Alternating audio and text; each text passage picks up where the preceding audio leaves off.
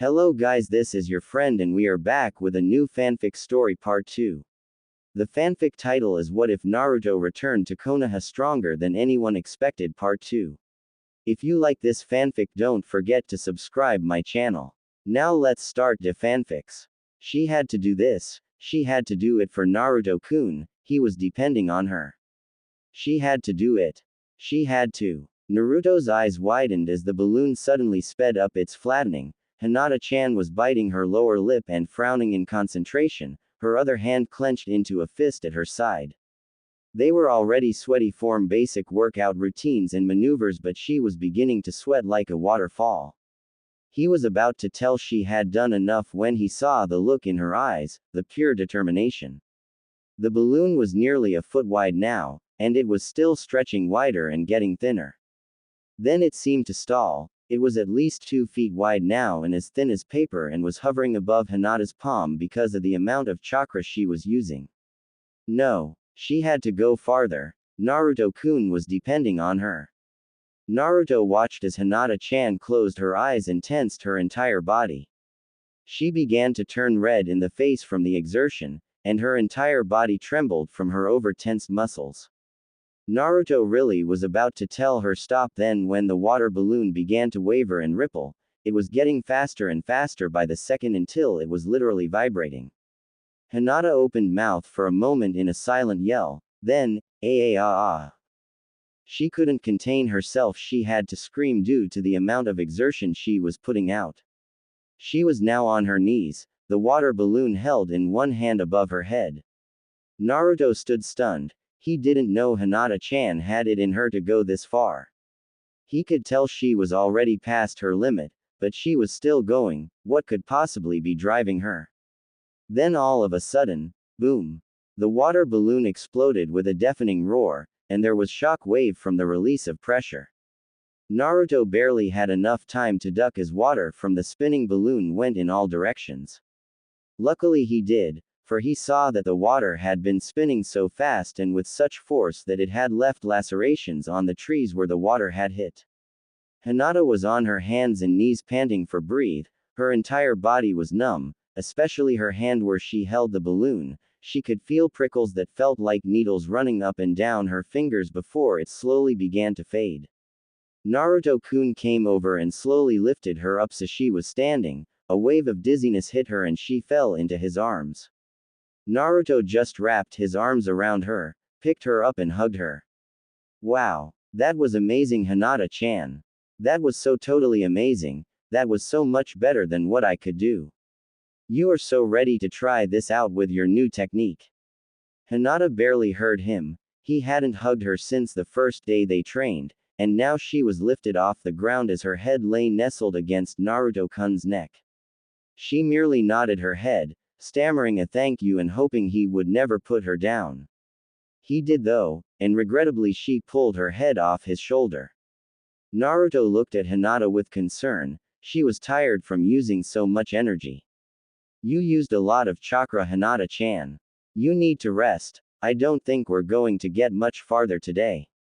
Hinata felt herself blush at Naruto's concern for her well-being, but she felt ashamed as well. She had used up all her available chakra for the day. She wouldn't be able to do anything more unless she got some sleep. I'm sorry, Naruto-kun, I shouldn't have done that. Naruto, however, grinned. Don't worry about it, Hinata-chan, what you did was amazing. You deserve some rest. Tomorrow we can try you actually shooting your chakra.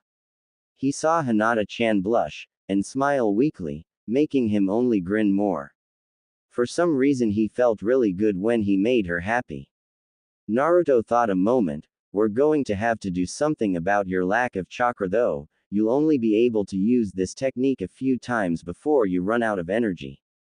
Hinata wilted. He was right, it took a lot of energy to get her chakra to spin at the speed that they had determined to be fast enough.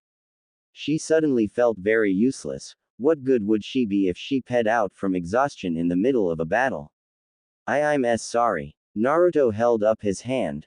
Don't apologize, Hinata-chan, I got it all figured out. Tomorrow we'll try out your new technique, and then I'll have surprise for you. So come on, Let's get you home so you can rest. Hinata looked at him questioningly. He could fix her problem of not having that much chakra. How? But she got rid of those thoughts. He asked her on their first day to trust him, and that's what she was going to do. Hinata smiled and nodded her head. Hi. They walked home again, but it was different ever since that first evening. They still walked in silence, but it was a comfortable silence. They took comfort in knowing the other was there beside them. Naruto made sure he didn't walk behind Hinata as long as she wore her shorts. Matter of fact, he tried to focus as much as possible on her upper extremities, but it was distracting at times. When she was going through her warm-up exercises, Naruto had to turn his back or do some warming up of his own. It was hard not stare at Hinata-chan's exposed legs. When they reached Hinata's house, Naruto would say goodbye and that he would see her tomorrow. Hinata would stammer a goodbye and then watch Naruto until he disappeared down the street before going to her house and ultimately to her room, where she would lie and think about the day's events and daydream about Naruto hugging her. Today she was home early though. She took a shower to cool herself off and to wash off all the sweat and grime. She then got dressed in some sweat bottoms and a white t-shirt and was yawning when she slipped under the covers of her bed. She really had used a lot of energy today. She fell asleep before her head barely touched the pillow. Naruto went home and to his room, where he took a long and hot bath in the giant steaming bathtub. After a couple hours of soaking, he wrapped himself in a white towel and sat in the sauna for a bit, mulling over his thoughts. Why couldn't he stop looking at Hinata-chan's legs? He knew he shouldn't have suggested wearing shorts to her. And why every time he saw her he wanted to hug her? It was different from the few times he had. She was either really upset or really happy. But each morning he saw her, before they headed out to train, he wanted to put his arms around her and just, well, hug her. Why did she make him feel like that?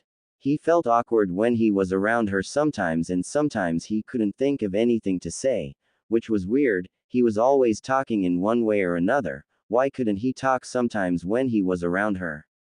There were a lot of feelings swimming around in him, and he couldn't seem to figure out what they were. Each time he tried to figure one feeling out, it would slip from his grasp like water. And worse, every time he saw Hinata-chan, those feelings got stronger, so much that they became even harder to understand. Naruto rested his elbows on his knees and hung his head. What was wrong with him? Was he sick or something? He decided Oba-chan would know. She seemed to understand him best sometimes. Yeah, that was it. After the Chunin exam he could ask Oba-chan if he was sick or something. She was a healer after all. She could tell him what was wrong and how to fix it. Naruto grinned at his decision and nodded his head at satisfaction. He then got up and left the sauna to go and prepare some ramen with his new do-it-yourself ramen maker, the one Choji had gotten him a few days ago. Hinata woke up to find that it was the middle of the night. She looked at her clock, the glowing red numbers displaying that it was 1 o'clock in the morning. She hadn't expected to sleep in so long. She still had 7 hours before she would see Naruto-kun, but she was awake now though, and no matter how hard she tried she couldn't get back to sleep. Hinata slipped out of bed and quietly slipped on her robe and slippers. She was going to take a walk in the gardens for a bit. Maybe she could get herself tired enough where she would fall back asleep. Hinata quietly slipped out of her room and tiptoed down the hallway. She no longer slept in the same building with her father, sister or anyone else of the main family. Ever since she was renounced from her position as heir, her father had moved her room to the sleeping quarters of the branch family. Hinata didn't mind though. She was closer to Neji-Nisan, and to the gardens, where she was headed to now. Hinata finally reached the gardens. They weren't large, but they had nice cobblestone walkways that winded through a relatively small maze of flowers, all arranged to complement the other and making a vast rainbow of colors. Hinata walked along the paths, lost in her thoughts of what could happen tomorrow during her training with Naruto. When she heard familiar voice, you couldn't sleep either. She nearly jumped out of her skin, and turned around to see Neji in his own sleeping robes standing calmly and patiently, watching her. Neji walked up and stood by her, looking at a group of sky blue tulips Hinata had been studying. I was awake and I heard you get up. You were sleeping all day, had rough time training with Naruto-san. Neji looked up to see Hinata blushing. I tired myself out.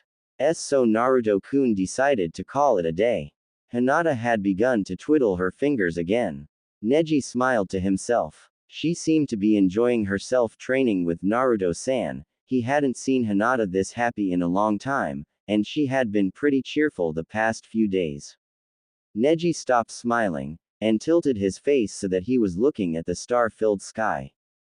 Hinata looked up from staring at her feet at the sound of Neji's voice. He had a forlorn and faraway look in his eyes as he stared at the stars. He looked back down into his cousin's eyes, white meeting white. What does it feel like to be in love? Hinata could only gape in shock at Neji-Nisan's question. What do you mean? What makes you think I would know anything about? Neji became serious, staring intently into Hinata's eyes. I know that you love him, Hinata.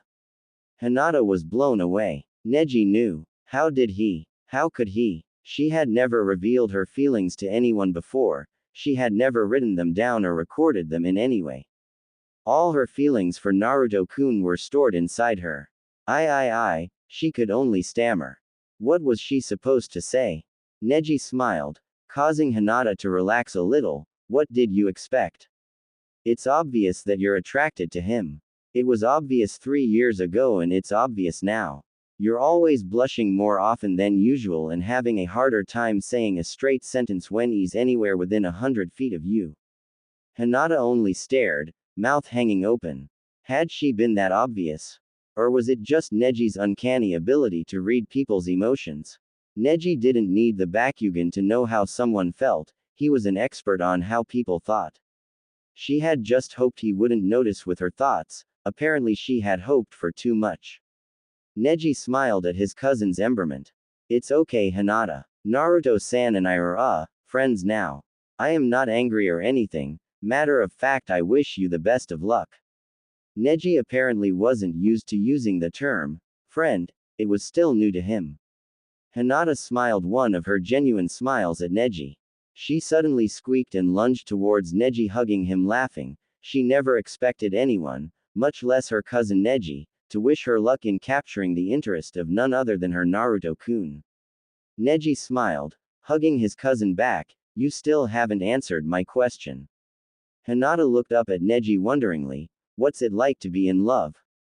Hinata smiled back. She finally had someone to share her feelings with, and so for the first time ever, she proceeded to state her feelings for the man she loved out loud and into the open.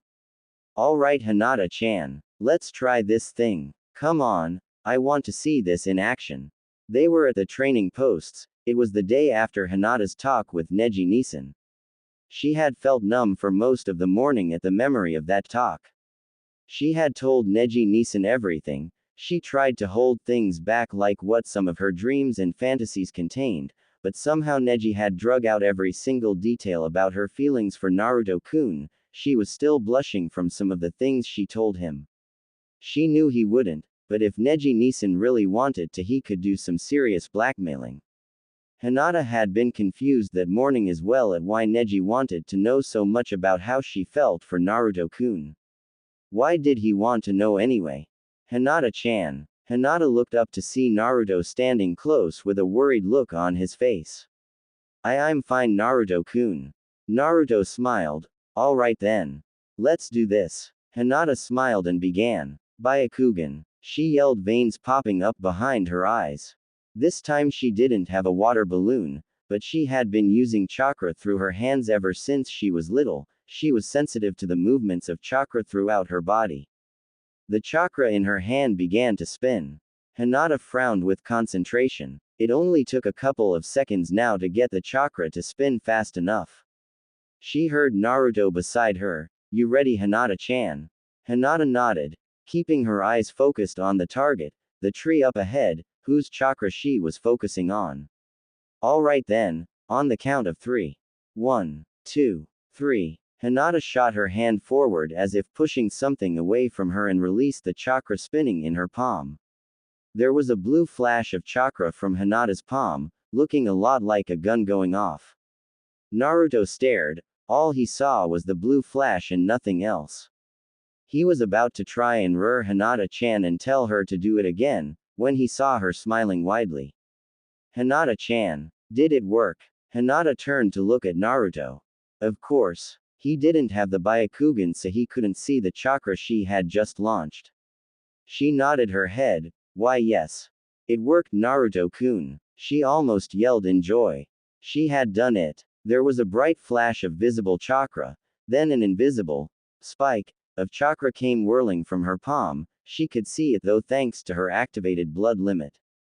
The spike was about 3, maybe 4 feet long, and it was only an inch wide or so. The spinning of the chakra formed it into this thin shape and caused it to fly farther and longer before dissipating. She guessed her max range was about 100 yards. And there in the tree, as proof of her success, was a perfect hole in the tree's chakra, exactly 1 inch wide and precisely where she had aimed. She deactivated her blood limit and turned to look at Naruto-kun.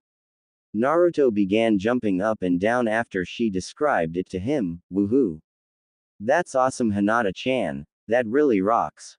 Hey! Naruto exclaimed, his face becoming thoughtful. I just thought of a name for this. We'll call it the Jiyuken arrow.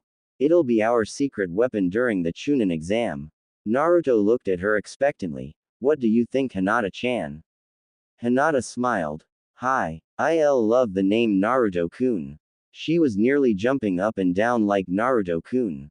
She had done it. She had succeeded at doing something. Not only that, she had her own special technique, completely unique to her, and right now the only 2 people in the world who knew about it was her and Naruto-kun.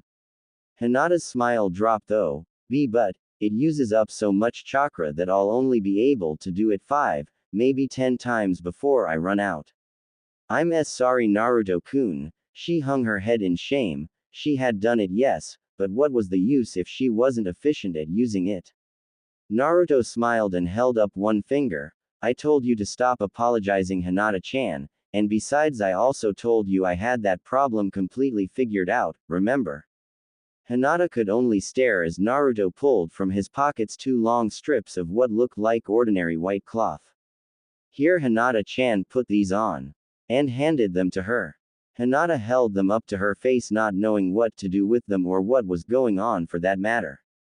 Naruto saw her confused expression, and so he took her hands in his own and began to wrap the cloth around her arms. Hinata looked away in attempts to hide her blush. His hands gently wrapping the cloth around her arms and brushing lightly up against her skin was sending shivers up and down her arms and back. That warmth that she had felt before was beginning to spread through her body when he finally finished. Not too tight, I hope. Hinata shook her head, breathing heavily and trying to regain control of her tingling body. And no, they are fine. The bandages were wrapped around her palms and then up to her elbows. What are they? Naruto-kun. Naruto smiled and said, you'll see, use your Byakugan. Hinata quickly activated her advanced bloodline limit, and was stunned by what she saw. The wrappings were full of glowing and swirling chakra. They were so bright it almost hurt her eyes. She had never seen so much before, except when she looked at Naruto-kun. What are these? She asked, amazed. Naruto grinned, pleased with himself.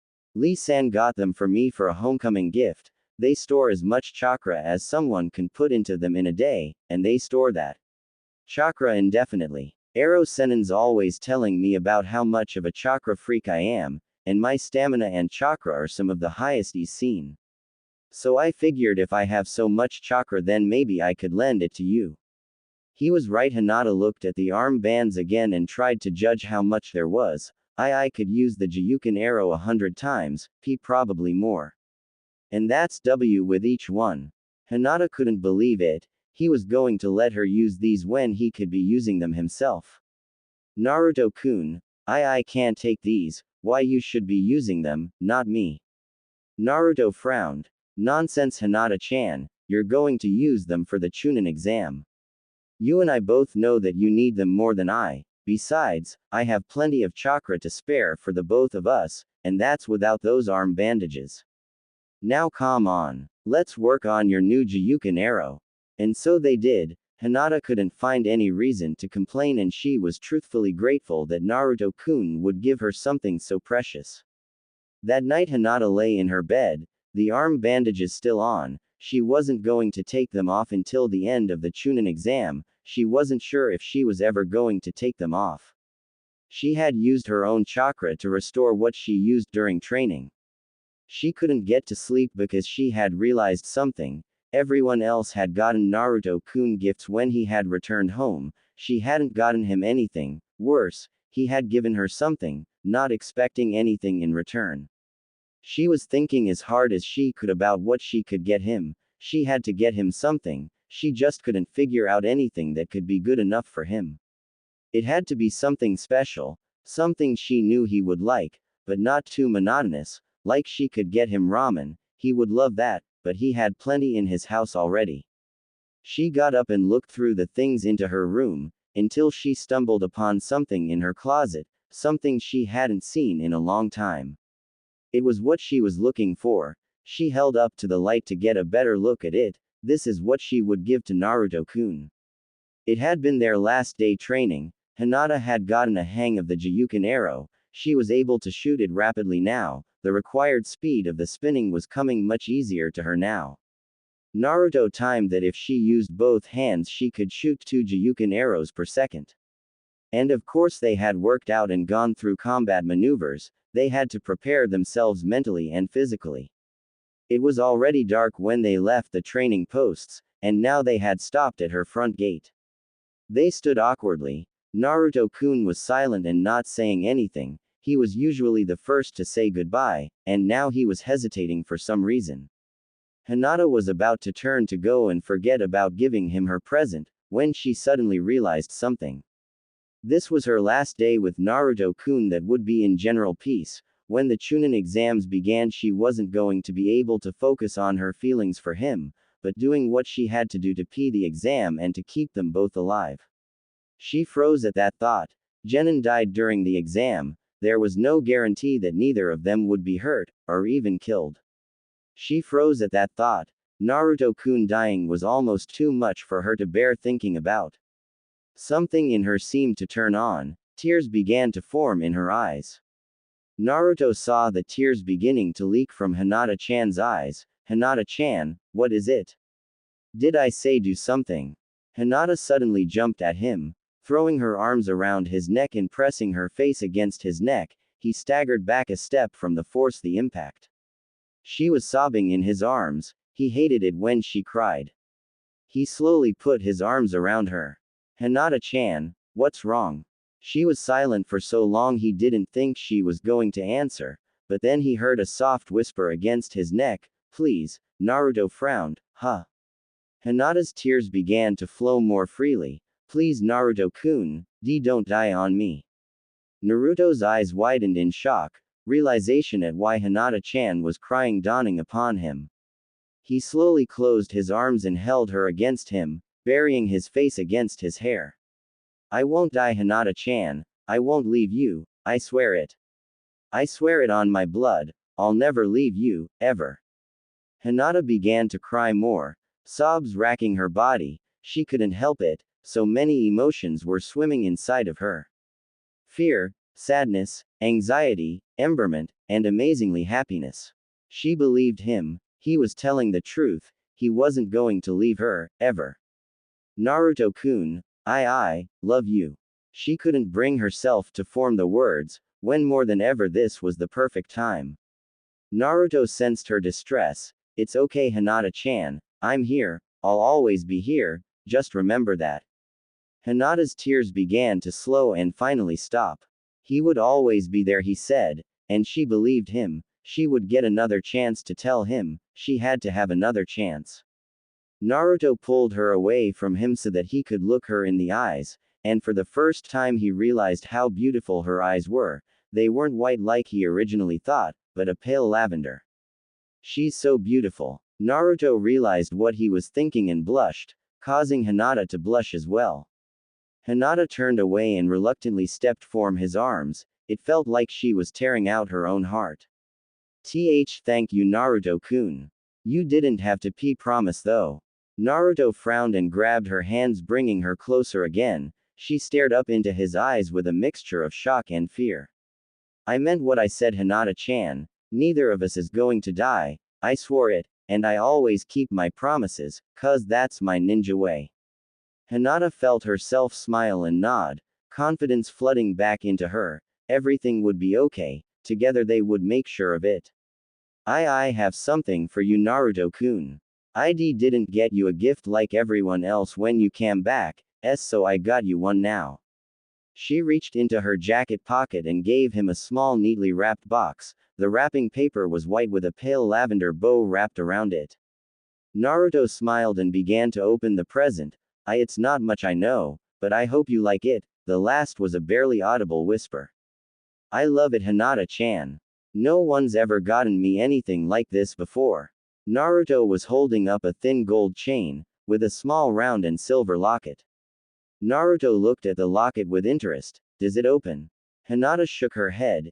And no, my grandmother made it for me. She said it would only open when the person who wore it was in dire need. It never opened for me, maybe it will for you someday. Naruto stared at the necklace with new wonder. Wow, thanks Hinata-chan, no one's given me something from their family before. I'll make sure I take good care of it. He then unclasped it and put it on around his neck and tucked it inside his shirt. That's probably the best gift I got Hinata-chan, thank you. Naruto smiled and blushed. Hinata smiled too, making Naruto blush even more. She really was pretty, no, beautiful when she smiled. Meet me at my place tomorrow, so we can walk to the exam together. Hinata smiled. 8 a.m. Right. Naruto nodded. 8 sharp. I'll see you then, okay? Hinata nodded, but before she turned to go, Naruto impulsively reached out and gave her a quick hug. Good night Hinata-chan. He then released her and walked to his house. Hinata stood there in shock watching Naruto until he disappeared into the night, then a warm joy began to fill her like small stream began to flow in the spring. She walked into her house and to her room. Neji saw Hinata in the hallway as she entered her room. She was smiling and walking as if she were moving through a dream. Neji smiled knowingly. Now if only he could be so brave. Naruto took a hot shower and lay in his bed, ramen bowls from that night's dinner stacked up on the floor at the foot of the bed. All the time one thought was going through his head, what had happened only a couple of hours before. Hinata-chan and him hugging, and his promise to her, he would keep that promise no matter what. Naruto put his hand around the locket Hinata-chan had given him. The only thought going through his head now was an image of those pale lavender eyes looking up into his. He realized the more he let the thought run through his head, the more he didn't want to stop thinking about it. Alright boys and girls, calm down. Hitaki Kakashi stood in the middle of the exam room, surveying all the genin that had made it there without being led astray. He was relieved to see both Naruto and Hinata. Of course it wasn't hard to find them. Naruto was not only one of the tallest, but who could miss that shock of blonde hair? Hyuga Hinata stood next to him. He noticed how Naruto stood closer to Hinata than someone else normally would. Kakashi smiled to himself. Looks like Naruto had made a new friend while training for the past week. Kakashi tore his gaze from the two and addressed the rest of the genin in the room. He had volunteered to be the Junin instructor during the written part of the quiz. He told himself it was because he had never done a Chunin exam before, but he knew what the truth was. It was because one of his own students was going to be taking the exam this time around. He wanted to keep an eye on Naruto. The last time he had already lost one of his students, he wasn't going to let it happen again. Everyone look at the seating chart and find your places. Those not seated within the next minute will be disqualified. The room turned into a scene of chaos as all the genin rushed towards the walls to look at the seating charts pinned up to the wall.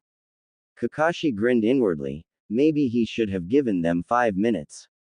Naruto almost panicked, until he saw Hinata using her Byakugan. She would be able to see the charts without having to move. Naruto smiled, quick thinking, and to think he was going to try barreling through the crowd.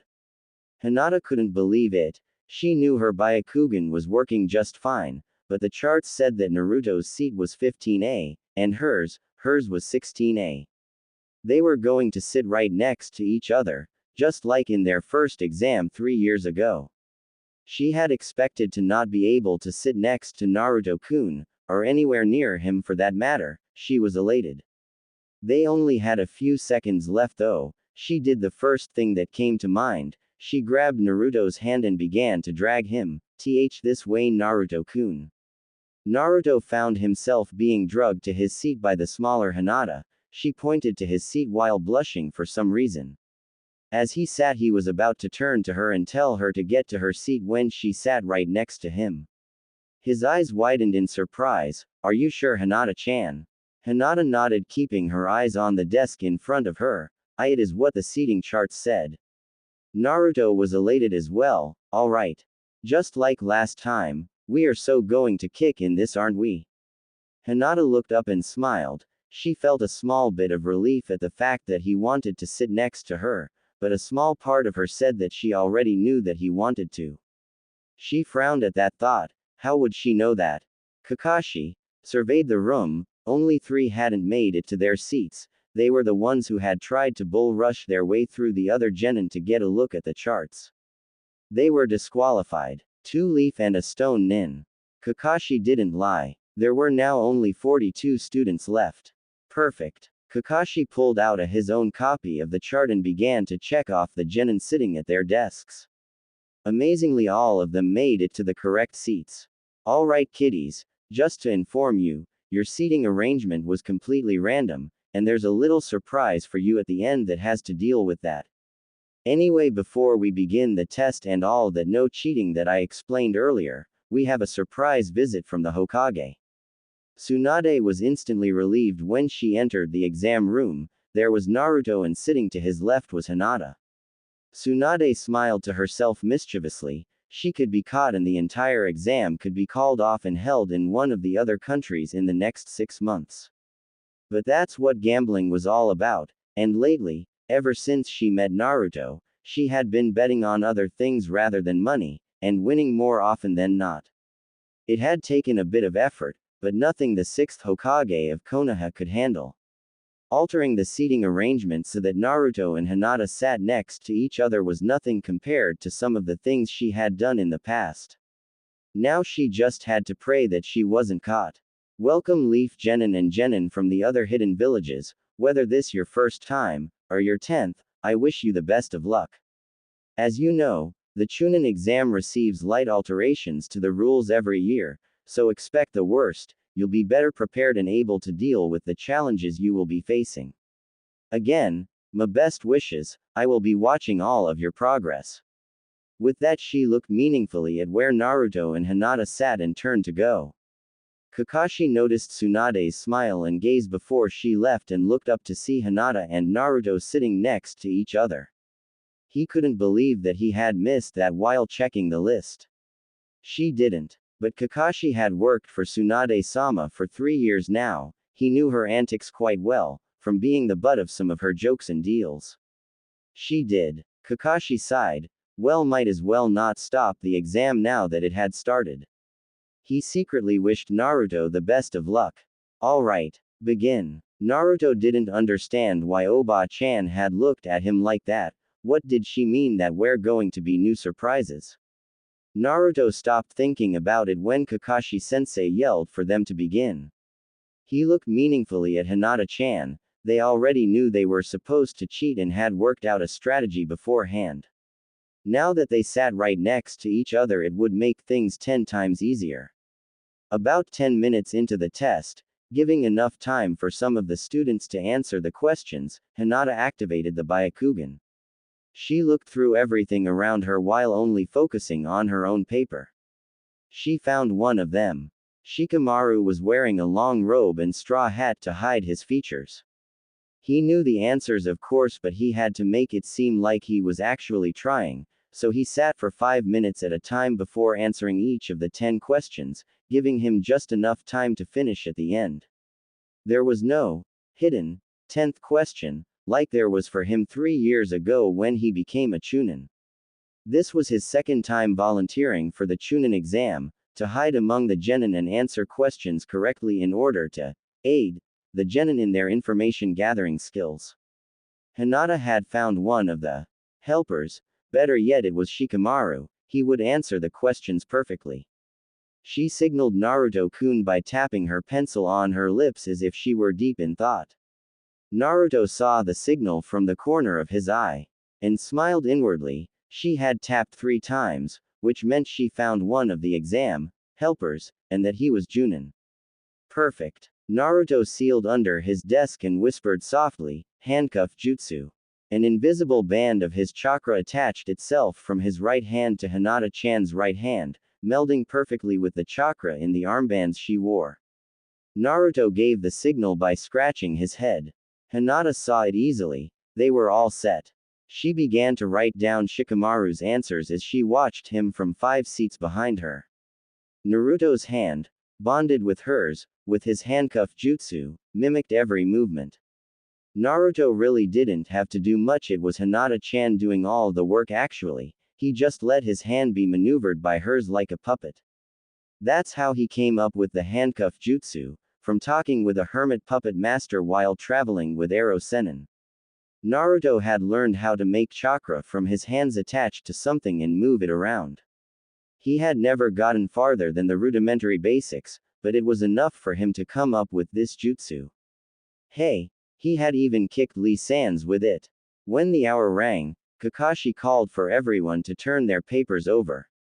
Kakashi surveyed the room. There were 40 students left, only 2 had been caught cheating enough to disqualify them. Wow! This is a pretty good group so far. Kakashi was happy at the fact that both Naruto and Hinata were still there. Alright children, now that that's over, I have some news. First, the papers will be collected and scanned. Please wait a few moments for your scores to come back. The papers were quickly gathered by a chunin and brought to a machine that he fed the papers into one by one. It took about 15 minutes for all of the tests to go through. And then it spat out one sheet of paper which Kakashi grabbed and began to read.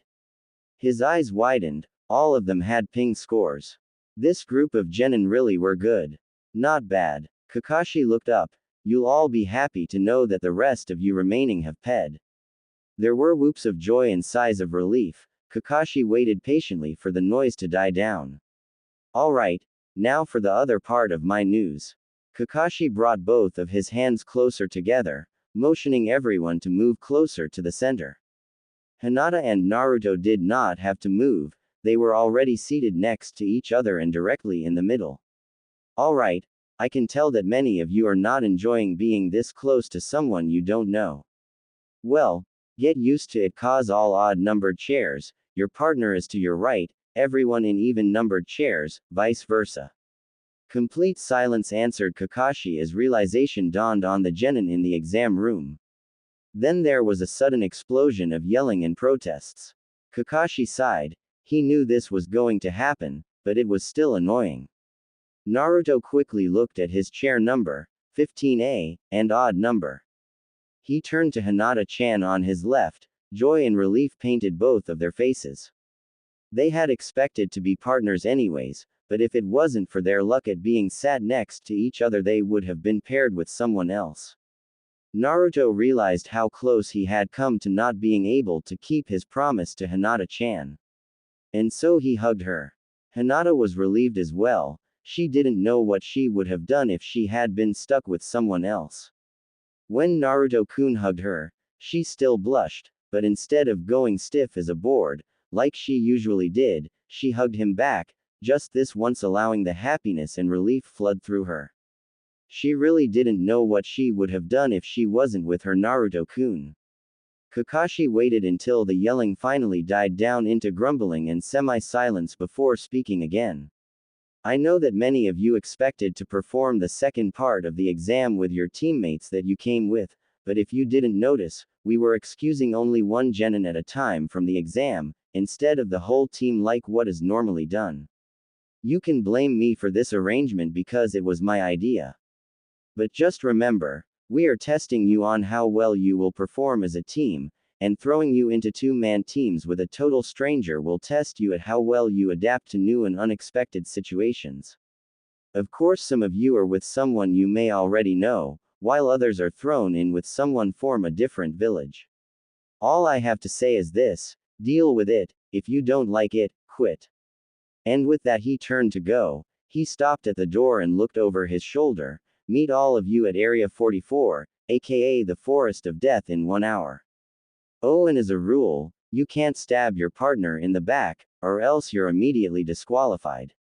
See ya. Naruto was still hugging Hinata-chan after Kakashi left. He slowly released her and gave an embered smile. For some reason he didn't want to let go of her. Come on. You heard Kakashi-sensei. We got to meet up at the forest in an hour.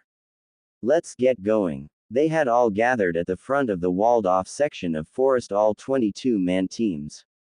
Kakashi was there explaining how that this time there would only be 3 days to get to the center tower, how you couldn't open the scrolls or else you were disqualified, and that there would some new surprises on the way. Naruto didn't like the sound of that, but there was no way he was backing down, especially with Hinata-chan there. He had made a promise, and he intended to keep it. Many of the genin were dismayed at learning that their numbers would be cut in half at the least. Only a max of 10 teams could make it to the finals, and not all of them would make it probably. Naruto was expecting it. It's what made it so much more interesting after all. Naruto grinned with his old confidence and determination. He was getting excited just standing here thinking about it. Each team began to take turns walking behind a screen in order to receive one of the 2 scrolls needed to enter the tower, the Earth and Heaven scroll. Each team only had one of the 2, and the only way of getting the other was defeating another team that hopefully had it. Naruto's eyes widened. There were 3 sound nins among the genin that had made it this far. They were all male. 2 of them were on one team, and the other was on a team with a GR nin. Naruto felt his hands clench into fists, his teeth grinding. Those bastards. They had to know something about Sasuke's whereabouts and where the hell he could find that damn Orochimaru. As the 2 teams with the sound nins ped through the screen and received the scrolls, Naruto nudged Hinata-chan softly and nodded towards the 2 teams. She caught the signal and activated her Byakugan. She had also noticed the sound nins and Naruto-kun's agitation at seeing them. The sound were the ones who had hurt Naruto-kun and his friends. She suddenly felt something she had never felt before: hate. They had hurt Naruto-kun during his last Chunin exam. They were men of that Orochimaru monster. They were here to take her Naruto-kun away from her. They both have Earth scrolls. Naruto looked down in surprise at the grim determination he had just heard in Hinata-chan's voice. He smiled at her. We can take them, Hinata-chan. You and me together, we're unstoppable. Hinata-chan blushed and smiled at his words. He loved it when he got her to smile. He had to find other ways to make her smile like that. It was finally their turn to go through the screen. Kakashi was behind the screen handing out scrolls. He looked meaningfully at both Naruto and Hinata. I wish the both of you the best of luck, and Naruto. Naruto looked up in acknowledgement. You noticed the 3 sound nins, yes? Naruto nodded slowly, his eyes going hard. Be wary, Naruto. I'm not supposed to tell you this, but I think I need to tell you. There haven't been any sound nins in the Chunin exams ever since you left 3 years ago. Then all of a sudden when you come back the sound village decides to register. I assume you're catching my drift. Naruto nodded. I'll be careful, Kakashi-sensei. Kakashi looked at them a moment more before heading them their scroll. Naruto looked at it for a second before putting it in his pouch. A heaven scroll. Perfect. Naruto and Hinata stood in front of their gate, their entrance to Area 44, simply known as the Forest of Death. They were waiting for it to open. You ready for this, Hinata-chan? Hinata looked into the eyes of the man she loved and told herself she would protect him, and in order to protect him she had agreed with him about tracking down the sound nins. She realized she had to destroy them in order to keep her Naruto-kun safe, Kakashi's words echoing through her thoughts. 3 years since the sound has entered the exam, and now Naruto returns and they come back. They wanted Naruto-kun, she would do everything in her power to make sure they never got their hands on him. She nodded. Hi, I am ready Naruto-kun. Naruto was surprised by this new Hinata-chan. He had only seen her like this once before, when she had exploded the balloon that one training day several days ago. He wondered what was driving her to be so determined. Naruto grinned. She was strong. Together they would show the world what trash could really do. A red light above the gate began to blink and the MIV twin gates opened enough to allow both of them through. They almost seemed to disappear as they charged ahead into the forest. Hinata was taking the lead, using her Byakugan to its full extent in an attempt to find any trace of the sound nins. It had been 7 hours and they hadn't even found trace of another team. They weren't being followed or led on. Her Byakugan could see everything in a 359-degree sphere. And she swept her head from side to side in order to make up for the blind spot behind her neck. Her Byakugan had improved because of their training together and she could see out to the full range of her Jiyuken arrow, 100 yards. No, they were definitely alone, and the sky was turning a deep purple color as started to become night. Naruto was frustrated. Why weren't all the teams around? He knew it wasn't Hinata-chan's fault, but they hadn't even found another team yet. Naruto looked at the sky, noticing the lengthening shadows. Naruto knew that the Byakugan didn't allow one to see in the dark, it didn't have night vision among all the things it could do, and he knew without it they would never find another team at this rate. Hinata-chan. Hinata looked over her shoulder. Even though she didn't have to. Hinata-chan, we need to stop for the night, you can't see at night and we're pretty much lost without your Byakugan. Hinata blushed but agreed. Oh okay Naruto-kun, he was right, they were tired and hungry from not resting all day, and she couldn't see at night any more than she could without the Byakugan. So they stopped in a little alcove created by 2 monstrous roots of an ancient oak tree. Hinata had never seen trees as big as these outside the forest of death, the roots themselves were at least 10 feet tall. Their little camp that Naruto-kun had set up was well hidden. They had eaten and Naruto-kun had given encouragement, stating that tomorrow was a new day. Hinata smiled. He was always so confident, never doubting himself. She wished she was like that, at least sometimes. They were about to lay down to sleep, when all of a sudden something completely unexpected happened.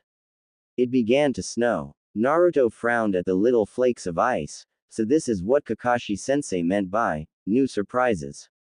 Worse, it was getting colder and fast. They hadn't packed winter gear, all they had was a blanket that Naruto had let Hinata-chan use to make her bed. He began to shiver uncontrollably as the temperature quickly dropped below freezing. Hinata wasn't much better off, matter of fact she was worse. She was turning blue on the lips and her complexion was getting pale. She was shivering without control, she was going to get hypothermia soon if she didn't get warm. Even the chakra-fueled fire was being put out by the cold. No. Naruto saw Hinata-chan suffering. They were going to die if they didn't get warm somehow, and the snow was beginning to pile up inch by inch as the snowfall became more furious. He wasn't going to let it end this way, he had made a promise and he intended to keep it. He acted purely on impulse, there was only one way to get them warm, and he would do anything to keep Hinata-chan safe. He realized that deep down he truly would do anything to keep the lavender-eyed girl safe from harm. It gave him new purpose and strength. Hinata was holding herself, trying desperately to get warm, when Naruto-kun stood up and grabbed his blanket he had given her. He walked over as he put the blanket around his shoulders. She thought he was just trying to get warm when he suddenly reached down and picked her up in his arms, covering both of them. Hinata turned pink at the fact that he was holding her bridal style, both of them draped in the blanket. She realized he was using their closeness and the blanket to keep both of them warm. And he was warm, she was still shivering, and acting out of instinct rather than thought she buried herself against him, wrapping her arms around him and trying to get as close as possible. She realized that they were horizontal and about 100 feet in the air. Naruto-kun was walking up the tree to get away from the snow. She was so cold, he let her snuggle as close as she wanted to him. She needed to get warmer. And they needed to get off the ground before they were buried in the snow, so he began to walk up the tree they had been camped under. When he finally found a branch that was wide enough to sit on without fear of falling off and had enough leaves above it to block most of the snow, he sat down his back to the tree, and was about to put Hinata-chan down as well and give her the blanket when he saw that she was asleep in his arms and curled up against him. She had stopped shaking and was now very warm. Naruto couldn't help himself. He touched her peaceful face lightly with his fingers, brushing back a strand of hair that covered her face, causing her to sigh and snuggle closer against him. He was breathing hard, his heart hammering. What the hell was wrong with him?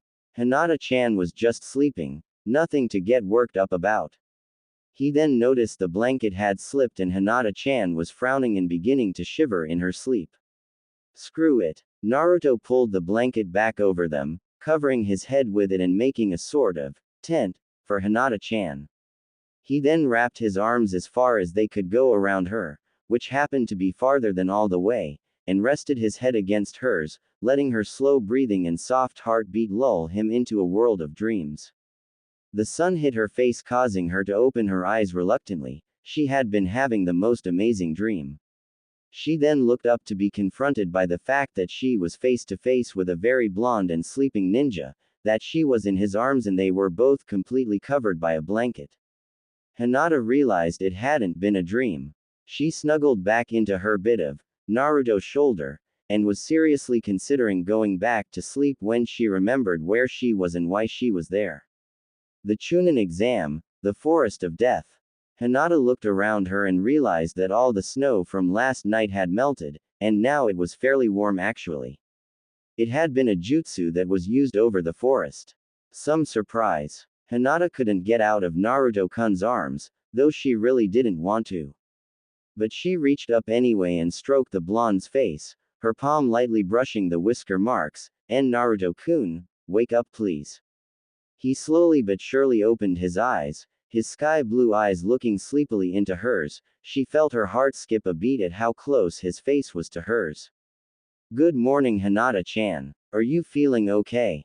She nodded. She was feeling better than okay actually. She was feeling like she was in seventh heaven at the moment. Naruto rubbed one of his eyes sleepily and set her down in front of him. That's good to hear. I was really worried about you last night. He then let out a monster of a yawn and stretched his entire length.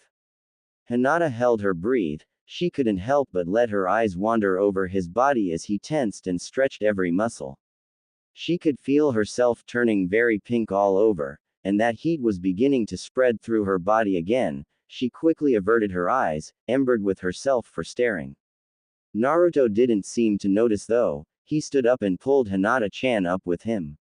Come on. We only got 2 more days to go. We still need to find that other scroll. Here, eat this. He handed her a red pill. It was a soldier pill and pulled one out for himself. Kiba gave them to me before we left for the exam yesterday. He said we might need them. Hinata nodded. With the soldier pill she could go on for 3 days straight without stopping, resting or even eating. After they had eaten their pills and allowed themselves to get used to the feeling of endless energy given by the pills, they jumped into the forest, heading towards the center of the forest, keeping an eye out for any other teams, especially ones that had a sound nin or two in them. It didn't take long. It had only been an hour since they had set off when Hinata spotted activity straight ahead. I found them Naruto-kun. Naruto looked up in surprise. Which ones are they?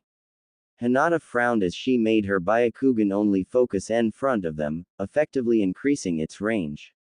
It's the sound nin that was paired with the one form the GR village. They still only have one scroll. Naruto grinned. This was it. He was either going to get answers from this follower of Orochimaru or he would defeat him. Either way they needed that scroll. Alright Hinata-chan. Let's do it. They sped up and began to close the distance between them and the other team. The other team apparently noticed they were being followed soon after they were discovered by Hinata, but Naruto didn't care, he wasn't trying to hide his presence. Hinata and him jumped through some bushes to find themselves in a clearing that was about 50 feet wide. The tree's branches were so long though that they cast the entire area in leafy shade. The two nins were already there waiting for them. The GR nin was tall and thin. He had long straight hair pulled up in a ponytail. He wore nondescript robes with a rope belt, and his forehead protector covering his nose and mouth. On his back though was the largest scythe Naruto had ever seen. The blade itself was at least 5 feet long, and as black as night. The Sound Nin wore gray robes and the customary purple belt often worn by Sound Nins that served Orochimaru directly. His forehead protector covered his entire head, the metal plate over his eyes, leaving only his nose and mouth exposed. The Sound Nin spoke, "Uzumaki Naruto, I never thought that I would have the pleasure." He sneered, "You are wondering why I'm here with my brothers, yes?" He had a very deep voice that seemed to echo like he was inside a cave or something. Naruto only glared back at him. He and Hinata-chan had already gone into their fighting stances. Naruto was ready to jump at a moment's notice, but he needed to know why the Sound Nin was here. "Why are you here? Did Orochimaru tell you to come? And if so, where is Sasuke?" The Sound Nin chuckled, a very disturbing sound. "Yes, Orochimaru-sama sent us, and yes, I know where the Uchiha child is. He is Orochimaru now." Naruto almost instantly went numb as what he was told began to sink in. No. It was too late. No. He had failed Sasuke. He was already the Snake Sanin's Val. No. The numbness instantly went away. "You're lying. I won't believe it." He now felt anger and rage bubbling inside him. What if it was true though? What if it really was already too late? His anger began to die, being replaced by a sense of hopelessness. When he felt Hinata-chan's hand on his arm, he looked at her with a surprised look. He could feel the concern emanating from her eyes. "Why you can't give up, Naruto-kun? Sasuke-san is still out there somewhere." Naruto felt the hopelessness slip away under that pale lavender gaze. She was right, he had made 2 promises, one to find Sasuke, one to always be by Hinata-chan. He intended to keep those promises. This was his nindo, his ninja way. The Sound Nin saw the look of determination in the blonde ninja's eyes. He grimaced. "So you still want to fight, huh? Good. Because Orochimaru-sama's orders were to kill you the first chance we got. That's why me and my brothers are here. Prepare to die, Uzumaki." The GR Nin looked calmly at the scene before him. "I don't know what your differences are, and frankly I don't really care." He turned to the Sound Nin. "We need the other scroll. They might have it, so let's stop this stupidity and finish this quickly." The Sound Nin nodded with a wicked grin on his face. "I couldn't have said it better myself." And with that they charged. Naruto and Hinata braced themselves. The GR Nin came to the front, unhitching his scythe from his back and then swinging it, putting his entire body into it. Black flames erupted from the scythe in an arch that raced towards Naruto and Hinata. Naruto grabbed Hinata and rolled just in time, as the black flames went whizzing by and exploded in the trees about 10 feet behind them. The blast pushed them forwards, causing them to stumble. The Sound Nin then opened his mouth and screamed. The entire area in front of him was ripped with sonic waves of energy. Naruto jumped in front of Hinata, putting his back to the blast and took it full on. The air rippled with the force of the sonic energy, and Naruto fell forward into Hinata's arms, his back smoking and bloody from the blast. Hinata was afraid he was seriously hurt or worse, dead. But then he moved his head and winked at her. He was okay. She got up.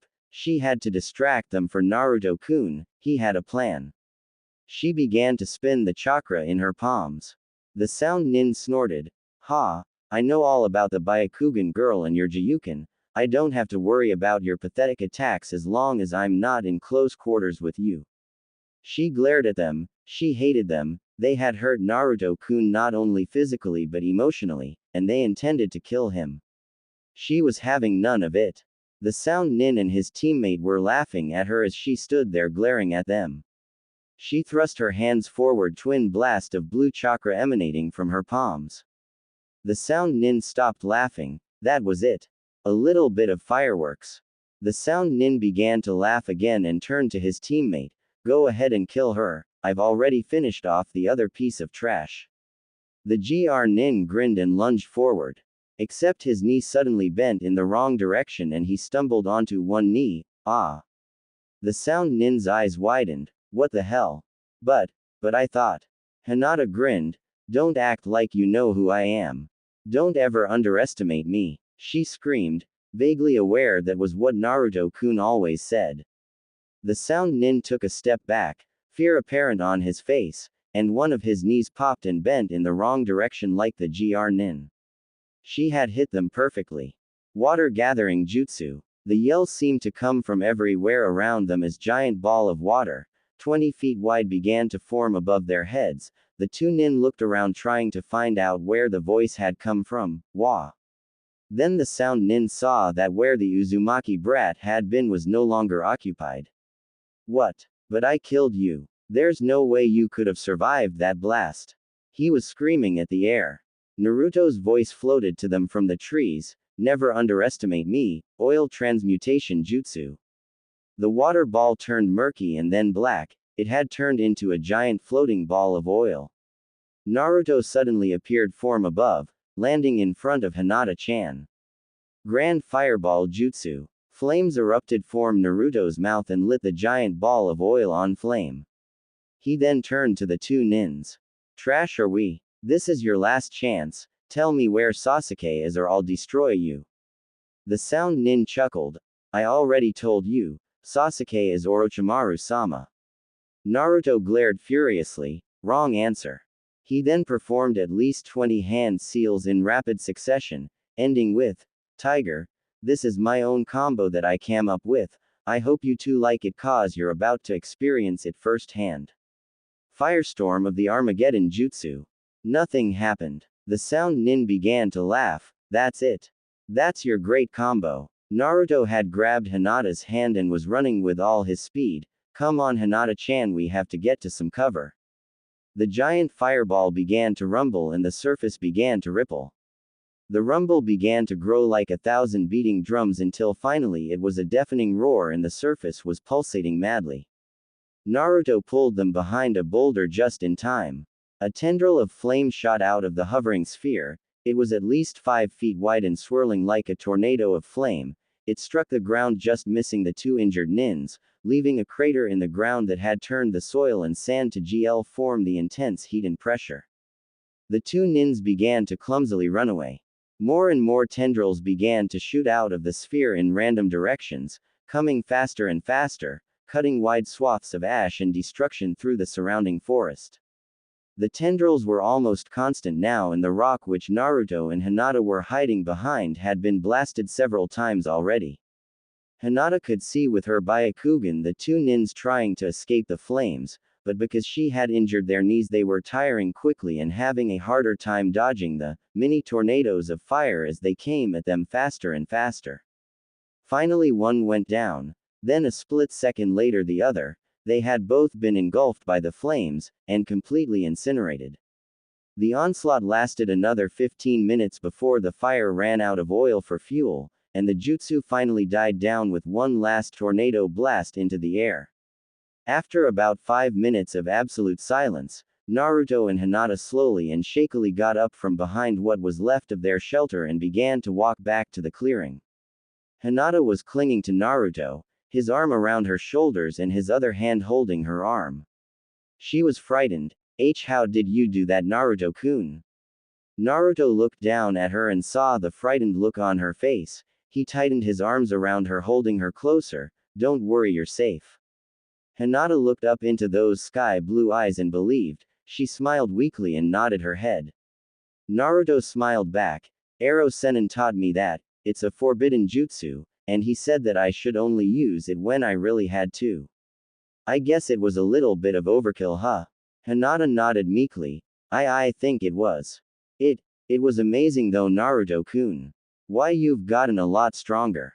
Naruto almost looked like a kid again when he grinned at the compliment. except for the fact that he was a lot taller.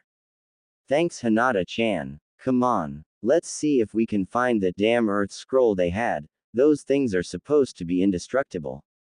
And with that he grabbed her hand and began to lead her around the clearing in search of the scroll.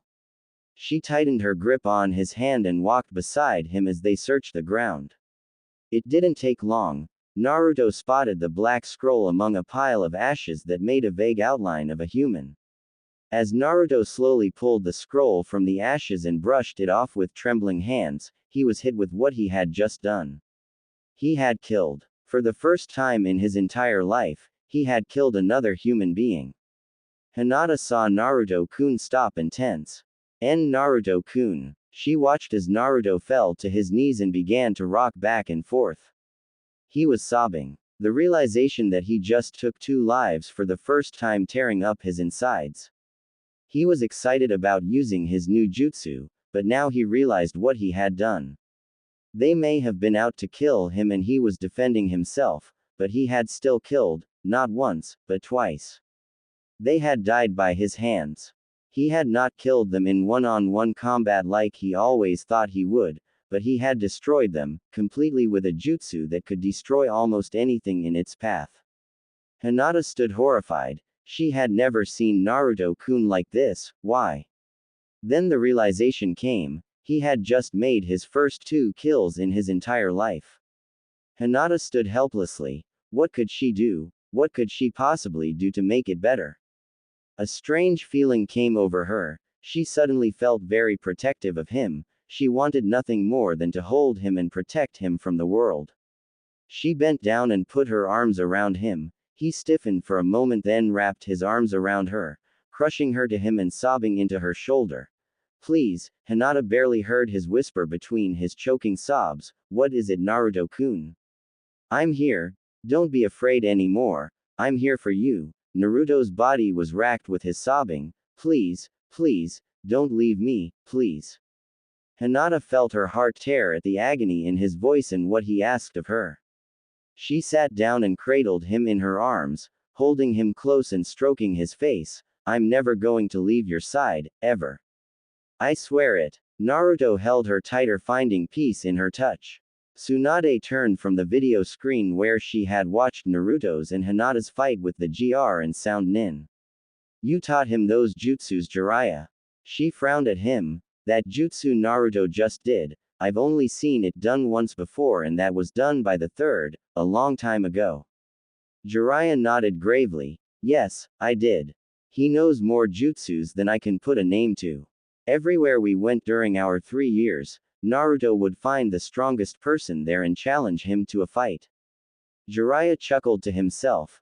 Though it was a bit grim, he lost more often than not in the beginning, and each time he saw a new technique used on him he'd convince the person he challenged to teach him it. He had me teach him almost all the techniques I know. Some of them he can't do because they are still too complicated for him, but ones like the Firestorm of the Armageddon jutsu requires very little chakra compared to the amount of damage it can cause. That's why it's a forbidden jutsu. Jiraiya looked Tsunade in the eye, who was overcome by shock. You have to admit he did have use for it. I'm just worried that he'll have to use it more often now. The 2 former teammates stood in silence watching the video screen as Naruto found the Heaven Scroll and then broke down with the realization of his deed. Tsunade felt a well of concern nearly overwhelm her. Jiraiya heard her sniff and turned to see her wiping tears from her eyes. He's no longer a child anymore, Jiraiya. He's beginning to lose his innocence. Jiraiya smiled knowingly. Ah, that's why you put him with the Hyuga girl, didn't you? She'll keep him alive and well, physically and more importantly, emotionally. Tsunade nodded, smiling a little bit. He's in love with her. I can tell, he just doesn't know it yet. Jiraiya nodded. He's in good hands. He paused for a moment. Oh, and another tidbit about our favorite ninja. Tsunade looked up from the screen questioningly. He's mastered it. Tsunade frowned. Mastered what? Jiraiya smiled. The Rasengan. He's mastered all 9 steps. Tsunade frowned, stunned at this statement, but there's only 8 steps. Jiraiya chuckled at that. He found a 9th. And he can do it. He hasn't used it on anything other than inanimate objects, but I fear he may have to use the full power of the Rasengan sooner than hoped. Tsunade was numbed by this tidbit of news. Amazing, his brother would have been proud. Jiraiya looked up meaningfully. His entire family would have been proud. Tsunade, his entire clan would have been. They stood outside the door to the tower. They hadn't run into any other teams while on their way here. It was the third day. They had camped the night before away from the wreckage that Naruto's jutsu had wrought. They had slept in each other's arms again that night, finding peace and warmth with each other. She was never going to leave him, she had promised it, and like him she intended to keep that promise. That morning they had awoken in each other's arms for the second time in 2 days. I'm sorry Hinata-chan about yesterday. I didn't mean to break down like that. They were both still wrapped in the blanket and neither of them had made any move to get up.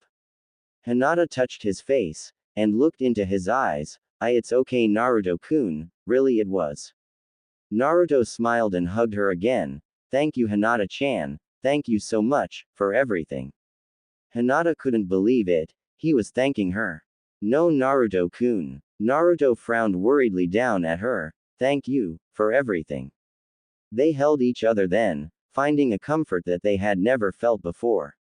It was many minutes before they parted, pink in the face and smiling to themselves, and began to pack up camp. Now here they were, 3 days of trekking through the forest and braving its dangers. You ready Hinata-chan? Hinata looked up, remembering this morning and turning pink at the thought. Naruto-kun was back to his original self now. He had told her that it was because of her he had been able to make it through.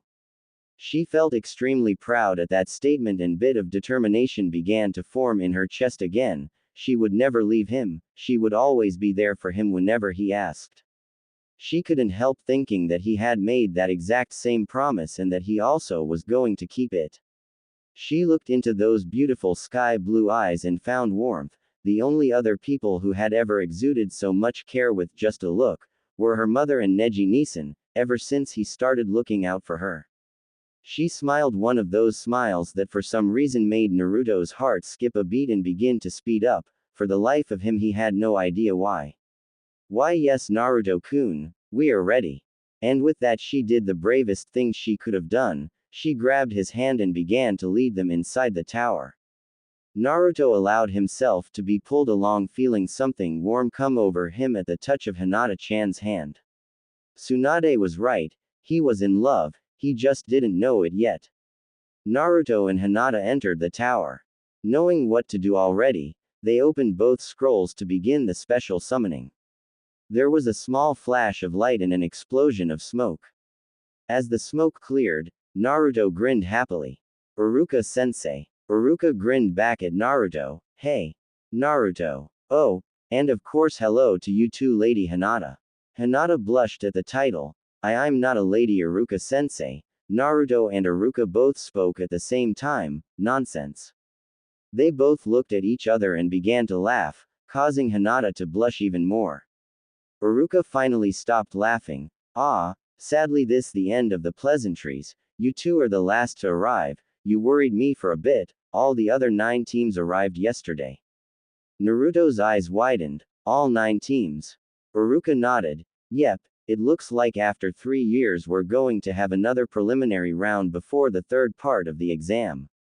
Alright, come on and follow me. You know where we're going. With that he began to lead them down a hallway into another room, filled with the other 18 genin. It was the same room where the preliminaries were held during Naruto's last Chunin exam. This was where he had defeated Kiba, probably by pure luck. Naruto blushed slightly at that memory. He remembered Lee-san saying something about how luck followed the strong. Maybe he was right. Naruto was enjoying his memories of his and Kiba's fight until he noticed Hinata-chan's obvious irritation. She did not have such good memories of this place. Hinata-chan. Hinata looked up at Naruto. That's when she realized they were both still holding hands and began to blush again. Naruto didn't seem to notice her turning pink. Hinata-chan, don't worry, you're a lot stronger now, and with me to cheer you on you'll definitely win. There's no doubt about it. Hinata smiled, and squeezed his hand to let him know that she was okay. She didn't trust her mouth right then. Naruto looked at her seriously for a moment. Just remember that I'm always here. He pointed to the spot he was standing, by her side, and I'm not leaving it. Hinata had to swallow back her tears. This was not the time to cry right now, even if it was out of happiness. They were now standing among the other genin. She could see the two sound nin on the other side of the group, farthest away from them. Naruto was looking at them too. She gripped his hand more tightly, feeling him do the same. The two sound nin were staring at them as well. They were broken from their staring contest by none other than Tsunade, the fifth Hokage. Jiraiya stood on her right, Kakashi on her left, and the other Junin instructors stood to the side. I am impressed by the numbers that have entered the tower. Not all the teams that can make it here usually make it. I am informed to tell you. Arrow Sennin. Naruto was jumping up and down, apparently not listening to Tsunade. Did you see me kick the shit out of those two with that jutsu you taught me? Tsunade was about to yell at Naruto for being rude when Jiraiya jumped up in front of her. Hell yeah, that was so awesome, Naruto. I knew those two didn't stand a chance when I saw you use that huge water gathering jutsu. Jiraiya suddenly went crashing to the floor, sending spider cracks through the cement.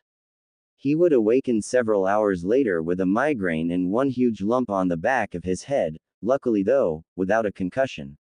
Naruto noticed Oba-chan's eyebrows twitching and decided then was a good time to shut up.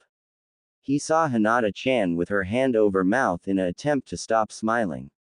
Naruto gently reached out and moved her hand away. I like it when you smile like that, Hinata-chan, you should do it more often. Hinata looked down at her feet and was turning beet red again. She would have twiddled her fingers as well, except in order to do so she would have to remove her hand from Naruto-kun's. From the corner of her eye she could see Naruto-kun blushing too. Tsunade maged her temples. Now, if there aren't going to be any more interruptions, she glared threateningly at Naruto, causing him to gulp audibly. We can continue. As I was going to say, there are too many teams left, so for the first time in 3 years we will hold a preliminary round before the start of the third exam. We will hold it right now. The display, she pointed at the wall, will tell us who is fighting who. Now everyone up onto the catwalk. As they all came onto the catwalk, Naruto and Hinata were joined by Kakashi-sensei.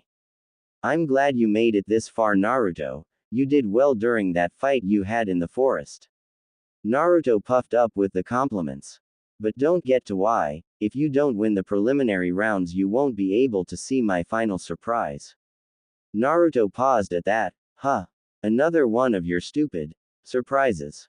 Yeah, well, don't worry about me or Hinata-chan. Nobody can beat us, right, Hinata-chan? Hinata was toeing the ground in front of her. We have grown a lot stronger, Kakashi-sensei. Naruto smiled. See, we're unstoppable. Kakashi just shook his head, smiling secretly to himself. He didn't doubt Naruto's words. The head display rang and the first fight was displayed. It was a double knockout. Everyone was surprised by this, but even more surprised when the second round was also a double knockout. Kakashi raised his eyebrows in mild surprise. 2 double knockouts in a row, interesting. The third fight involved one of the Sound Nin, Zeke, and a Leaf Genin. Naruto watched closely. He wanted to see what these 2 Sound Nin could do. This one was easy to figure out. He defeated the Leaf Genin with what appeared to be blades of sound energy that he could throw. They left terrible gashes in the Leaf Genin's body. He hadn't stood a chance. Naruto flexed his hands and gritted the teeth. It weren't for the fact he would be disqualified he would have jumped that Sound Nin then and there. He lost his anger as the next fight showed the other Sound Nin, Pulse, fighting a Stone Nin. The Stone Nin could rip up ground with his bare hands and use the rocks as powerful projectiles. But as each rock came at Pulse they would simply explode about 2 feet away from the Sound Nin. He just stood there with his arms crossed, looking eerily like the calm and collected Gaara of the desert. Suddenly the Stone Nin collapsed, gushing blood from his mouth, nose and ears. Naruto couldn't understand it. How did he do it? Did it have to do with sound? Naruto decided that this pulse was the strongest of his three brothers. In the next 4 fights, those who won were a leaf nin who could turn herself into some sort of tree monster that could control plants, a stone nin who could cover himself in stone armor making himself nearly invulnerable, 2 cloud nins, one who wielded a spear of electricity and the other who channeled electricity through her skin. She just grabbed onto her opponent until he ped out from the electrical shock. Finally, it was Hinata's fight. She was worried at first that she would have had to fight Naruto-kun. She would have forfeited that one before he did so that he had a chance to become a chunin. She was glad now she wouldn't have to, but she was nervous. The last time she fought here she was soundly beaten and badly injured by her cousin Neji. She was fighting a genin from the hidden mist village. Before she turned to go, Kakashi spoke up, "Don't be nervous, Hinata, just stay focused and you'll define." Naruto spoke up, "Kakashi-sensei is right, you can beat him no prob. Just remember that I'm right here, now go kick some Misty." Hinata couldn't help but smile at the encouragement. Hinata went down the stairs to the floor. There waiting for her was her opponent.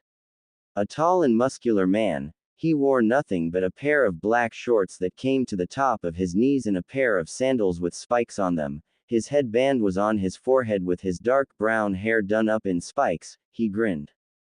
Hinata noticed that he had sharpened canines.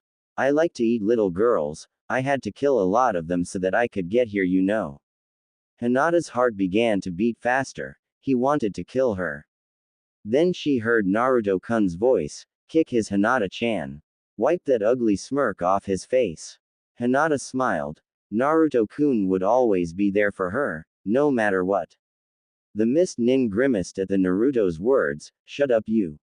You won't be saying that once I'm done with her." He then turned his grin back on Hinata. His grin quickly dropped. She was smiling at him with a dangerous glint in her eye. No girl had looked at him like that before in those eyes. What the hell was up with that? White eyes. Who the hell you think you're smirking at, bitch? Fine, I'll kill you quickly and get this over with. Girls usually looked at him with eyes full of fear, but this one, she looked at him like she planned on turning him into fried bacon. He didn't like it. He sealed and yelled, "Hidden mist jutsu. The most basic of the mist village's techniques, but sometimes one of the most useful." The entire area that Hinata stood in was covered in thick fog. The only visible object to the onlookers was Hinata, but then she too was swallowed up. Hinata couldn't help but smile. He didn't know about her Byakugan and what it could do. She held stock still and silently activated her blood limit. He was coming around behind her hoping to catch her off guard.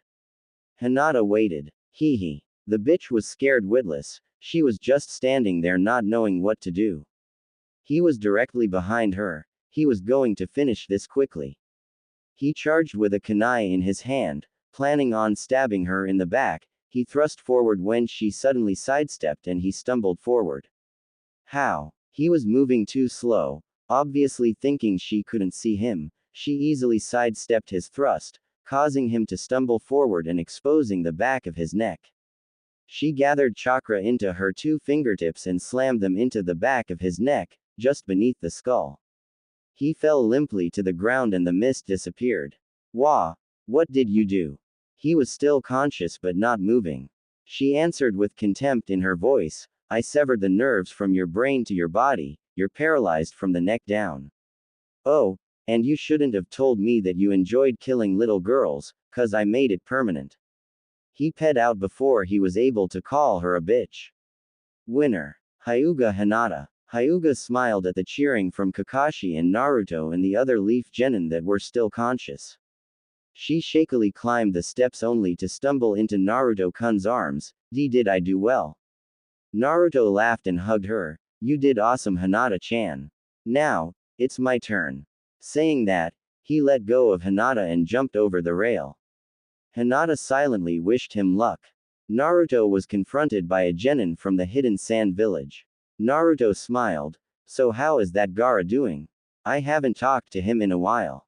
The sand nin who was short and wore baggy black clothing that was tied at the waist and joints with white rope, stared blankly at Naruto. That monster is our cage. My parents say he should be disposed of. Naruto's eyes widened at the news. Gaara's already cage. I got to get working harder. Naruto's narrowed though at the other words the boy said. Monster huh? You don't know anything about Gaara then, cause if you did you wouldn't be saying that. The Sand Nin only looked at him blankly. I don't really care, I'm just going to beat you now so that I can go on to the third part of the exam and become a Chunin. Naruto's eyes grew angry. This brat wanted to be a Chunin. He acted like he didn't even care. Fine then, you want this over so bad. Then let's do it. Naruto charged gathering chakra to his hand, Rasengan. He slammed Rasengan into the ground where the Sand Nin had been causing a small crater. Shit. He's just as fast as Lee San. He turned around and charged the Sand Nin again. This continued on for another 15 minutes, Naruto trying his best to hit the super fast Sand Nin and never landing a blow. Naruto noticed something though. He stopped for a moment. The Sand Nin rose a questioning eyebrow. Why don't you try and hit me back? Naruto didn't understand. This kid was faster than him and should have been trying to kick his butt. Matter of fact, Naruto wanted him to attack him so he could use his handcuff jutsu on him like he did to Lee San, but the Sand Nin merely evaded him, waiting for the last second to dodge and appear behind him about 10 feet away. The Sand Nin slowly smiled. Naruto thought it looked kinda creepy. I may be fast, but I'm not very strong, I wouldn't be able to hurt you if I tried. So I just let my opponents tire themselves out and wait until they're too weak to defend themselves before I finish them off. The kid actually chuckled at that. Naruto glared. You're a coward. I can't believe you call yourself shinobi. You can't even stand up for yourself in a one-on-one fight, so you kick your opponent when he's down. You make me sick. The Sand Nin's smile disappeared. Again, I don't care. Naruto grimaced. Fine. He had a plan. He had used shuriken on the kid already and of course he dodged it. But he noticed he only dodged it at the last second. Naruto ran away from the kid, ran up the wall and jumped into the air. The Sand Nin only smiled, thinking he was going to attempt another Rasengan. Naruto, however, with his back turned on the Sand Nin, slipped the Fuma shuriken from his pack, the one Sakura-chan had given him, and opened it. He did some quick seals and whispered something. He did all of this in the span of a second. The Sand Nin watched as the blonde ninja giant twisted in midair and threw a particularly large shuriken at him. Didn't he know that those kind of attacks were too slow? What an idiot. His eyes widened though when there was a huge shockwave. In the middle of the shuriken's flight there was a giant sonic boom that shook the walls as it instantly sped up past the speed of sound. Because of the speed change it caught the Sand Nin off guard. He still dodged it, but then the sonic boom hit him, tearing off his right arm and leaving only a bloody stump. Og. The shuriken blasted through the far wall of the room into the open, circled upward, slowing down, then coming back through the 30-foot hole it created, where it was deftly snatched from the air by Naruto and stored in his pack. Thank you, Sasuke. How did you like my sonic shuriken jutsu?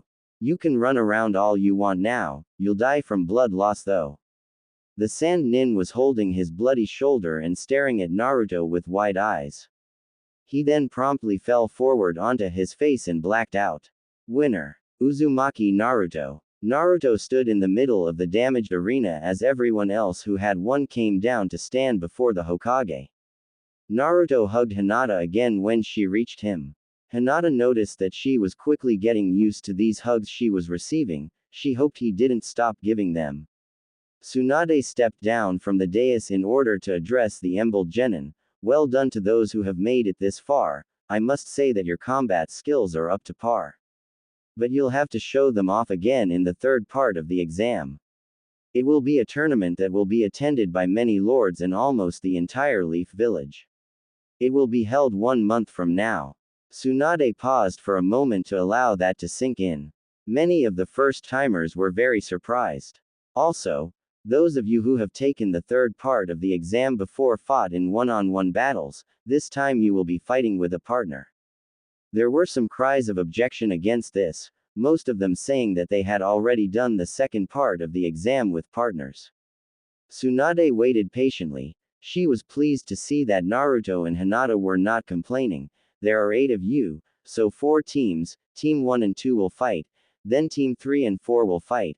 The 2 winners of those bouts will fight for first place. Tsunade continued to tell them how they may not become Chunin even if they did win, and because one partner became Chunin didn't mean the other did as well.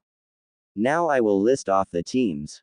Team 1, Zeke and Pulse of the Sound Village. Tsunade was surprised. Naruto and Hinata were on Team 4. These were also picked randomly, but she didn't tell them that. It looks like Naruto and Hinata had pure luck on their side this time. Tsunade smiled at that before she addressed the genin again.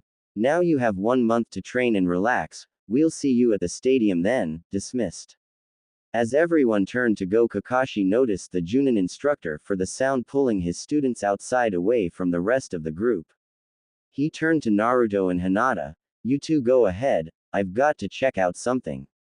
Naruto and Hinata both nodded and continued on their way. Kakashi turned to where the sound nins had disappeared and followed them. He found them in a small clearing of trees. He hid himself in some bushes attempting to stay as quiet as possible. No, you will wait until the tournament to complete your mission. That was the Junin instructor. One of the students complained, but it would be so much easier if we killed him now, when he least expected it. The Junin was furious. I said no, Zeke. That is an order from the Snake Sanin himself. You will wait until the tournament. It will be expected and draw less attention when you finally kill Uzumaki Naruto. Now go. Last time I checked you two had a month to train, now get out of my sight. Kakashi waited until the 2 genin left before revealing himself. The Junin seemed unsurprised. Ah, copy Ninja Kakashi, listening in on our little conversation. Too bad you can't do anything about it, since killing is perfectly legal during the tournament. Kakashi noticed that this sound shinobi was dressed like any other sound nin, gray robes and a purple rope belt tied in a bow at the back, with 2 katanas strapped to his back. Kakashi frowned. Yes, too bad, but I must say I do hold a grudge against anyone who targets my students specifically. And to tell you the truth, that's usually enough for me to kill indiscriminately. Kakashi pushed up the left side of his forehead protector, revealing the scarred eye that held his Sharingan. It's enough for me to kill you and violate the rules to tell you the truth. The sound nin smirked. There will be no fighting today, Hatake Kakashi. Don't worry though, you and I will battle soon enough. Remember my name, I am Duseto, and I look forward to killing you personally. And with that he disappeared. Kakashi didn't bother chasing after Duseto. If we are going to fight soon, might as well wait until then. At least Naruto already knows about it, he'll be prepared. Kakashi turned to go, wondering what abilities this new adversary had, and what would happen in his new book, given personally to him by none other than Jiraiya-sama, Return to Come Paradise. Come on Hinata-chan. One more, please. Naruto was trying his best to look pathetic, knowing that Hinata-chan seemed to do what he wanted when he asked nicely. Hinata couldn't help but smile. Naruto-kun, I'm tired, you know you have a lot more energy than me. Naruto stuck out his lip. Just one more. Please. Hinata rolled her eyes and smiled. Shaking her head, she knew she was going to be too tired to do anything else the rest of the day. One more, promise. Naruto-kun grinned and stood up. He had gotten down on his knees, and held his hand over his heart. I promise. Hinata rolled her eyes again. She knew her muscles were going to give her hell for this. Neji watched from the sidelines. Hinata and Naruto were sparring in the courtyard. This had to be their 6th match in a row so far. Hinata was getting tired, but because of her Byakugan she dodged or blocked almost all the blows. Almost. She was hit a couple of times, but Neji noticed that Naruto didn't hit hard like he would against someone else, even if it was just a sparring match. Matter of fact, he barely touched her, just pushing with his fist or foot enough to let her know she was hit, and she did the same back. Neji smiled to himself. Even now, only 4 days away from the tournament, they would never risk hurting each other. Neji was impressed. Hinata had improved immensely the past 3.5 weeks. He was seeing her in action for the first time. She and Naruto appeared to be two blurs moving across the sand of Naruto's courtyard. No one had seen the two since they came back from the first two parts of the exam, for the day after they immediately began to train together. In order to keep anybody from spying on them, they trained exclusively at Naruto's. Hinata would get up at 6 a.m. to go over to Naruto's and would come back late at night so tired she would take a shower and go directly to bed. Neji never got a chance to talk to her. No one did. Naruto locked his gates when Hinata came over to keep out unwanted eyes.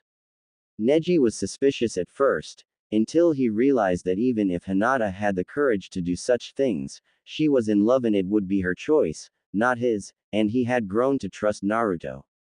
He wasn't the only one watching them though. Tenten and Lee stood by, while Shikamaru, Choji, Kiba and Shino watched from the other side of the courtyard. Ino and Sakura sat on the doorsteps of the main building whispering to each other as Naruto and Hinata had their mock battle.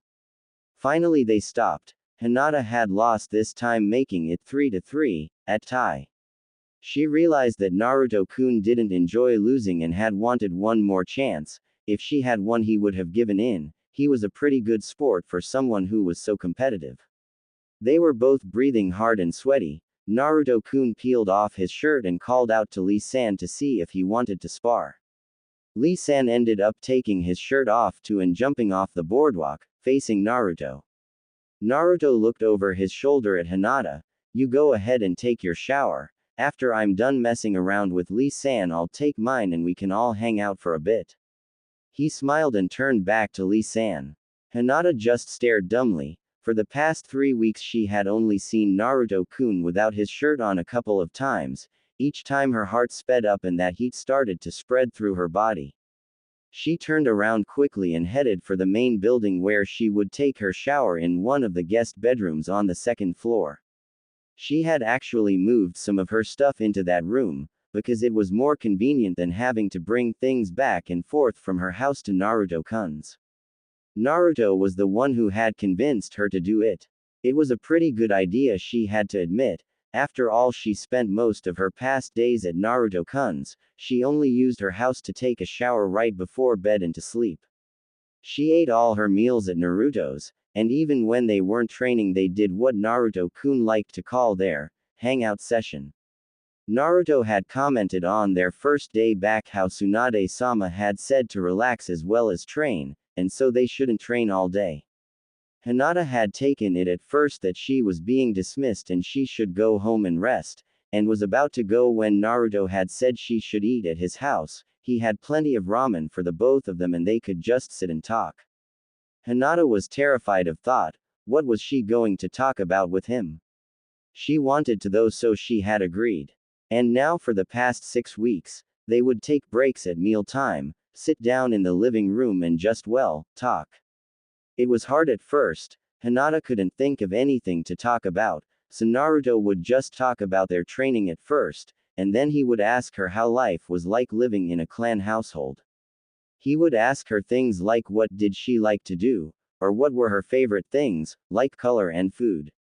She couldn't help but answer and stutter all the answers at that.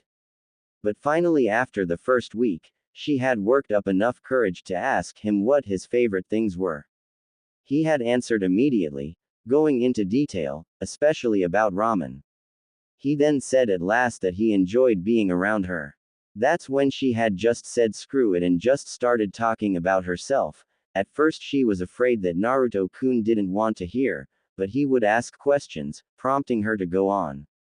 And he did the same.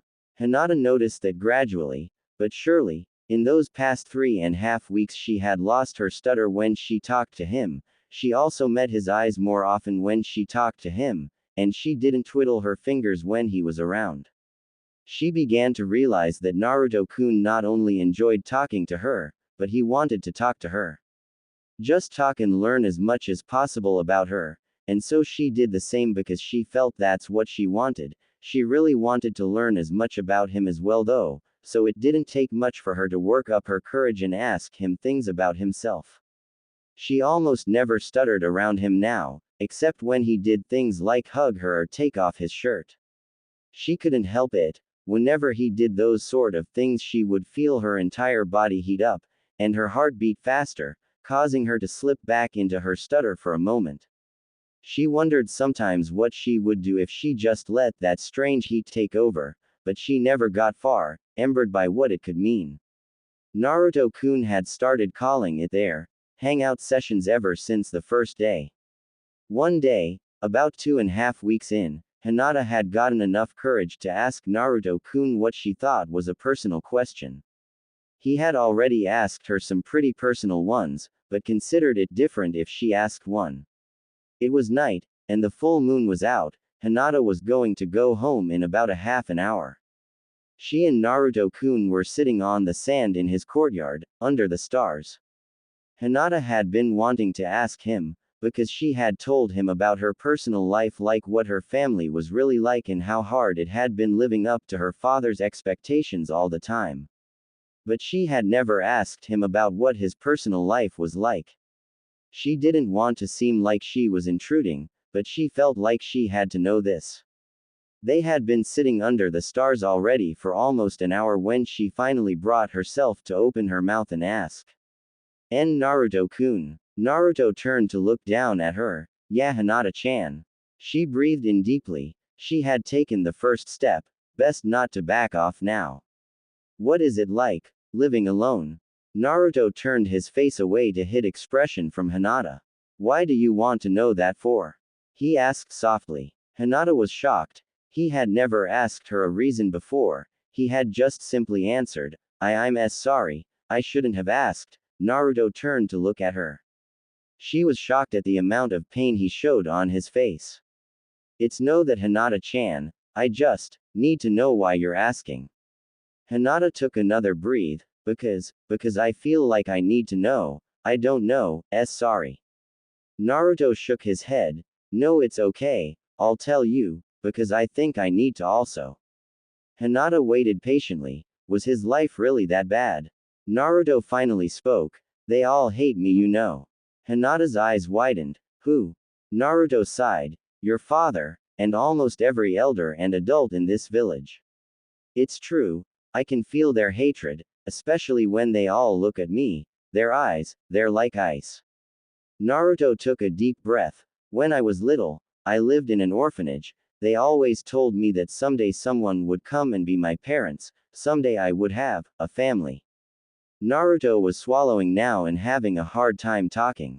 Hinata reached out, but didn't touch him, afraid he would stop. They never came, Hinata-chan. I watched as every kid in the orphanage was chosen for adoption until I was the only one left. I would try my best and be nice to the adults who came by, but they always gave me those looks, those cold looks, and their children mirrored them. They started acting the same way, ignoring me when I came out to play, telling me to go away when I wanted to go with them to the candy store. Even my caretakers tried their best to ignore me when they could. I usually had to get my own food, because my nannies would forget, and I ate in the back of the kitchen because no one would let me sit with them. Finally, my 12th birthday came. No one celebrates it, you know. It was the day the Kyuubi attacked. And the third Hokage gave me my own apartment and provided me with money so I could buy myself food and clothes.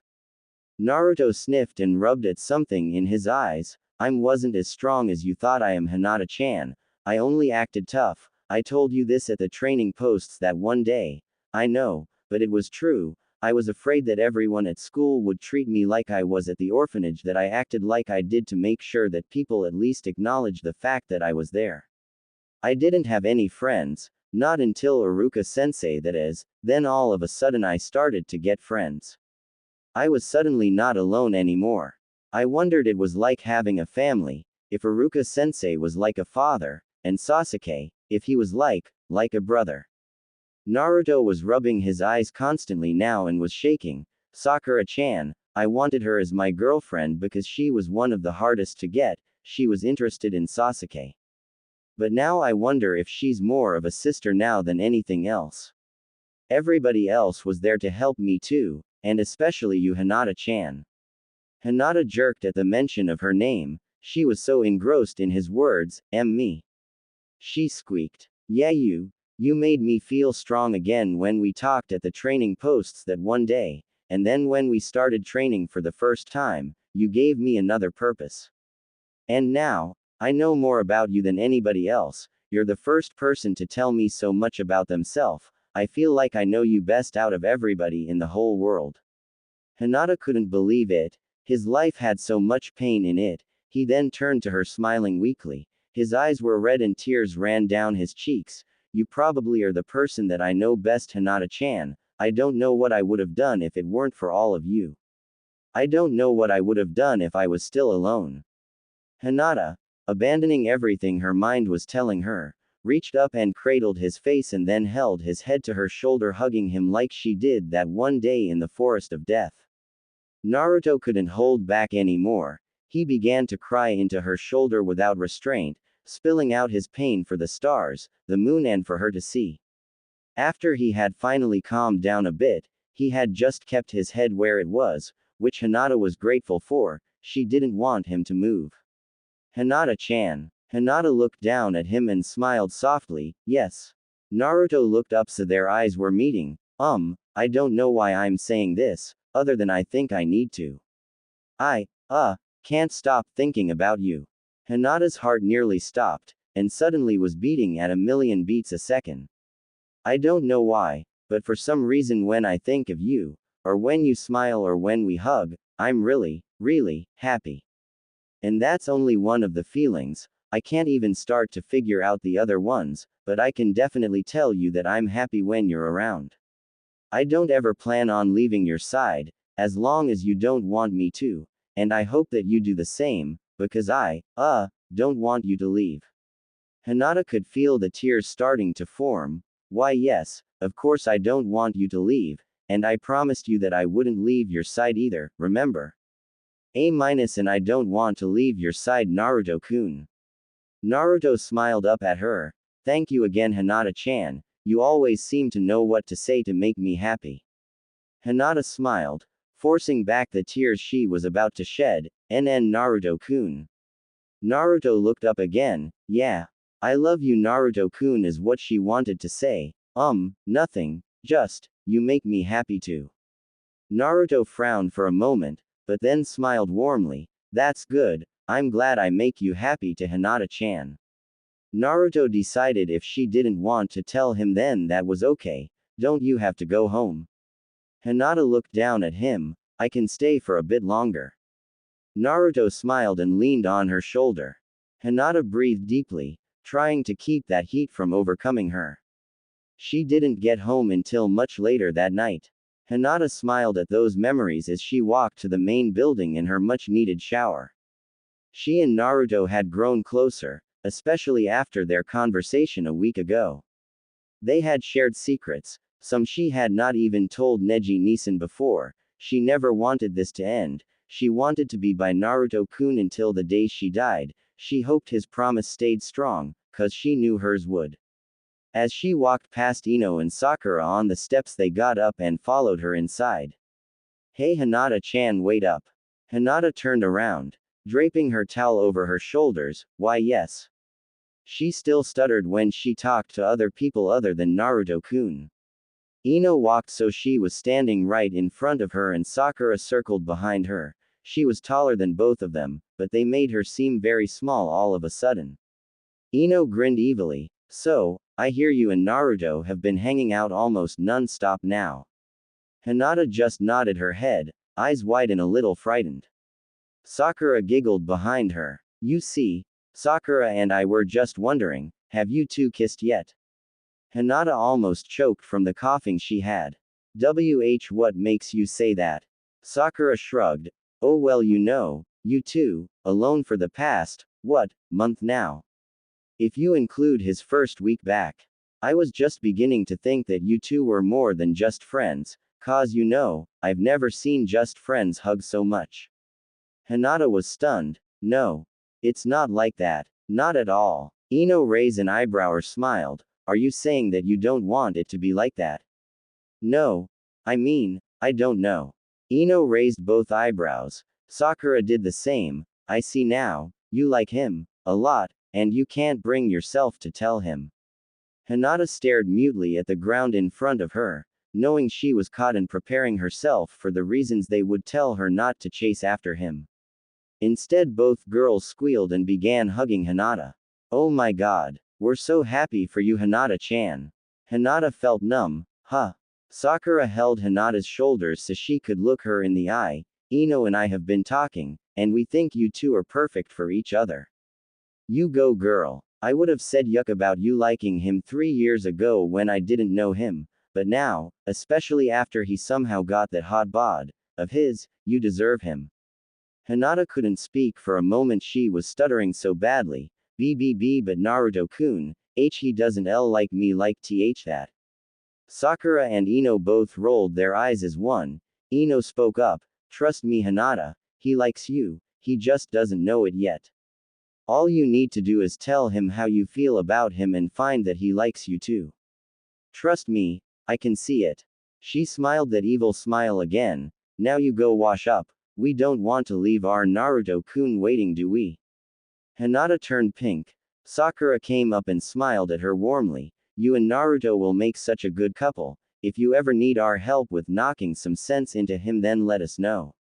And with that, both gave the lavender-eyed girl warm hugs before they turned to go back out into the courtyard and watch Lee and Naruto's match. Hinata walked numbly to her room, and into the shower, thinking about everything that Sakura and Ino had said to her. Halfway through her shower she was smiling to herself and humming wordlessly. After Naruto finished with his sparring, which ended up with Neji, Kiba and Choji joining in as well, they all took showers and then everyone was treated to ramen as they sat in the living room talking about things like the Chunin exam, and this year's CL of Genin. Hinata was unusually silent, due to the fact that she was blushing so much from the expressions and hand gestures Sakura and Ino threw at her when no one else was looking. The next 3 days ped in much the same way, with everyone spending as much time together as possible at Naruto's house and Hinata and Naruto training. When everyone went home for the night, Hinata would stay late and have their hangout session with Naruto-kun. They mostly talked about the upcoming tournament, but they talked about themselves as well when they veered off topic. The past month was all happy memories for both Naruto and Hinata. They stood on the special balcony where the fighters would stand and wait for their match. Each standing next to their partner that they had been training with for last month. Hinata and Naruto held hands, like they did in the tower 1 month ago, rowing each other with occasional squeezes of the hand. The stadium was full to bursting. People sat on the walls and steps so they could see the fights, for 3 cages had come from their countries to witness the tournament. In addition to the Hokage, there was the Tsuchikage of the Hidden Stone, the Raikage of the Hidden Cloud, and Gaara, the Kazekage of the Hidden Sand. No one knew why he was there since no Sand Genin had made it this far, but he was one of the judges and he had brought a good portion of the Sand Village with him. It was time to begin. The referee and announcer was none other than Hitaki Kakashi himself. Teams 1 and 2, step forward.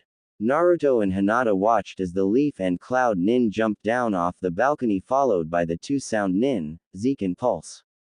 Kakashi raised his hand when both teams were in their right places, then he made a chopping motion and yelled, "Begin." The battle was literally over in a matter of moments. The Leaf Genin transformed into her tree form and tried to capture Zeke with her roots. Zeke's sound blades however cut through her roots and consequently her as well. She fell and transformed back to normal, except her normal form had deep and bloody gashes in her side. At the same time the Cloud Nin had thrown his spear of lightning at Pulse. The spear discharged 5 feet away from Pulse, and suddenly the Cloud Nin went down, bleeding from his orifices. The fight was over before it had hardly begun. Winners: Zeke and Pulse. Kakashi kept a wary eye on the 2 Sound Nins as they walked back to the balcony. The medics quickly rushed out and gathered the 2 fallen Nins. The crowd was cheering and booing, of course, some liking the fight, others thinking it too short, and others thinking it too brutal. Teams 3 and 4, step forward. Hinata and Naruto climbed down and went to their spot. the big stone nin and the cloud kunoichi standing across from them. The stone nin looked like Choji, except he was completely bald and his eyes were dark and hard. He wore nothing but his shorts. The cloud nin had long silvery hair, just like her twin brother in the previous fight. She wore short shorts and a tube top, exposing as much of her skin as possible and still being discreet. Kakashi yelled, "Begin." The stone nin stepped forward. "Don't worry, I'll handle this, it's just a little girl and some blonde surfer." The cloud nin glared at him and screamed, "That wasn't the plan, you idiot." The stone nin shrugged, "I say save the plan for that Zeke and Pulse, they're definitely stronger than these two." And with that he performed several hand seals and yelled at the top of his deep voice, "Impenetrable armor of rock and stone." And then he charged. As he ran, earth and rock ripped itself from the ground and flew towards him, attaching to his skin and melding to his body, so that he looked like he was wearing medieval armor that covered him from head to foot. Even his face was covered, leaving only his eyes showing. Large pieces of jagged rock jutted out of his shoulders and joints, and particularly sharp rocks protruded from his fists and feet. As he moved, the ground shook from his increased weight, but even though he couldn't run as fast, his momentum was building. The cloud nin behind him was yelling at him to stop and get his back there. Hinata had an idea pop into her head like light bulb. She jumped in front of a startled Naruto, right in the path of the charging wall of rock. "Hinata-chan, what are you doing?" Hinata looked over her shoulder at Naruto. Her Byakugan was activated. "Use your Rasengan." Naruto frowned, looking at the closing figure of stone. "I don't even think a Rasengan will stop that." Hinata smiled. "I just need you to stop him from crushing us in my arms. I can get through that armor." Naruto smiled and nodded, instantly catching on. As one they began to gather and spin chakra into their palms. Hinata had to get the angle perfect for her plan to work. It had only been a couple of seconds since the stone nin began to charge, another second and he was going to crush him. Right when he was on top of them, Naruto screamed, "Rasengan!" and slammed it into the stone nin's armored chest. Just above Hinata's head. It wasn't getting through, but it had definitely stopped him in his tracks. The stone nin grunted in surprise as the Rasengan began to dig in and tear up the outer layer of his armor. Hinata slammed both her palms into the chest of the armored stone nin and screamed, "Juyuken arrows!" The stone nin's eyes widened in surprise, and he paused as spasms ran through his body. He fell to his knees, his armor crumbling off of him as he spat up blood and collapsed unconscious. The cloud nin smiled, "Idiot, oh well, I can handle both of you anyway, I know I can beat you in close quarters. Prepare to receive his kicking." She then took a step forward and paused as a spasm ran through her body. Hinata and Naruto smiled. "Nice shot, Hinata-chan. Two birds with one stone, awesome." The cloud nin had enough time to look up in surprise as she too spat up blood and ped out. Winners. Naruto and Hinata. Hinata and Hinata hugged, Naruto picking her up and twirling her around. Kakashi couldn't help smile at the sight.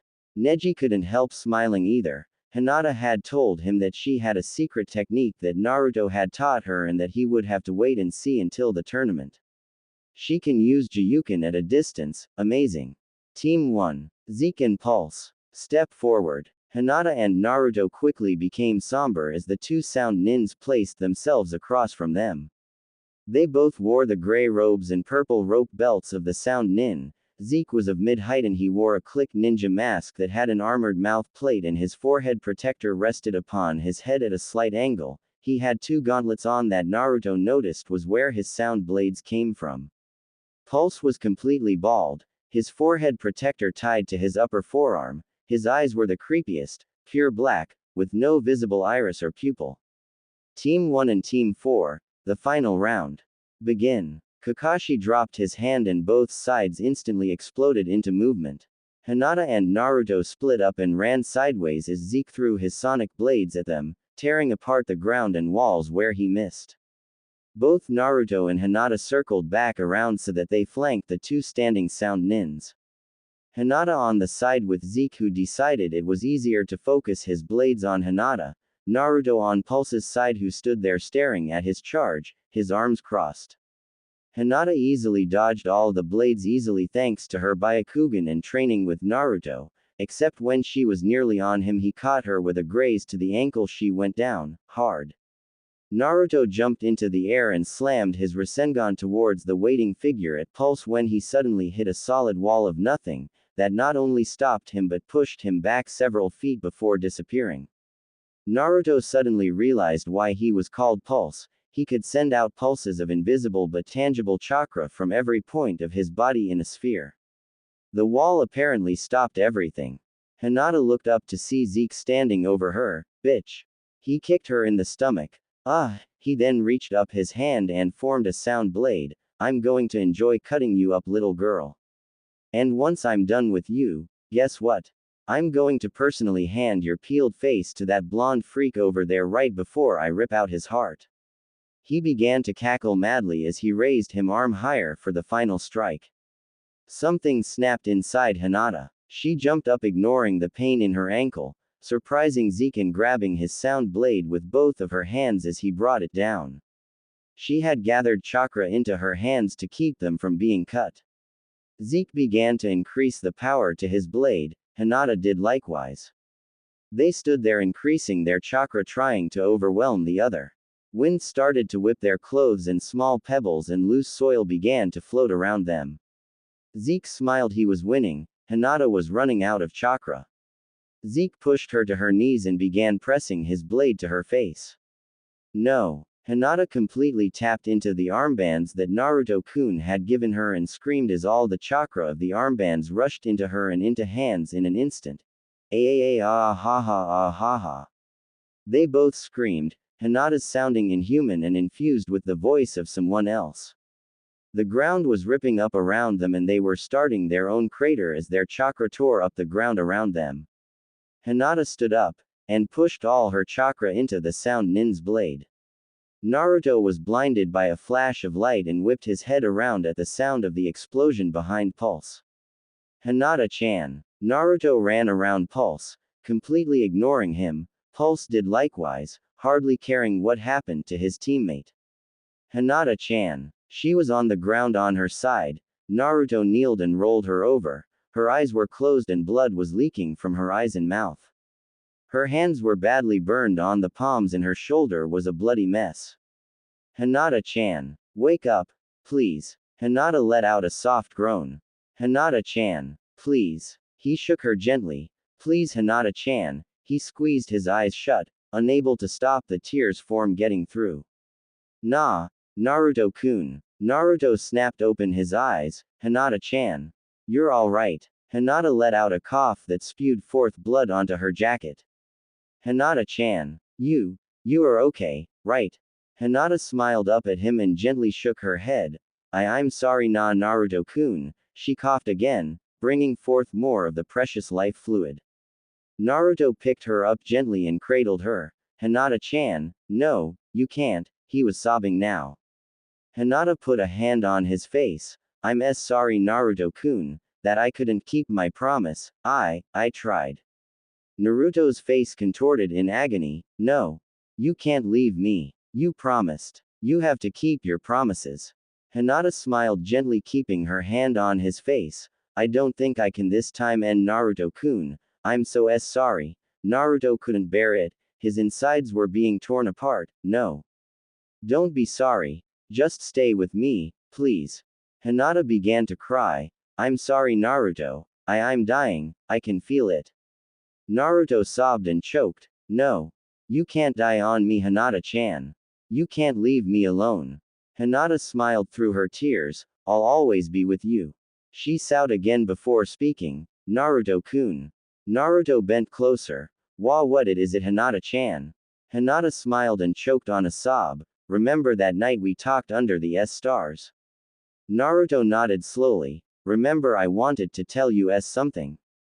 Naruto was crying. Please tell me Hinata-chan. He had to keep her talking.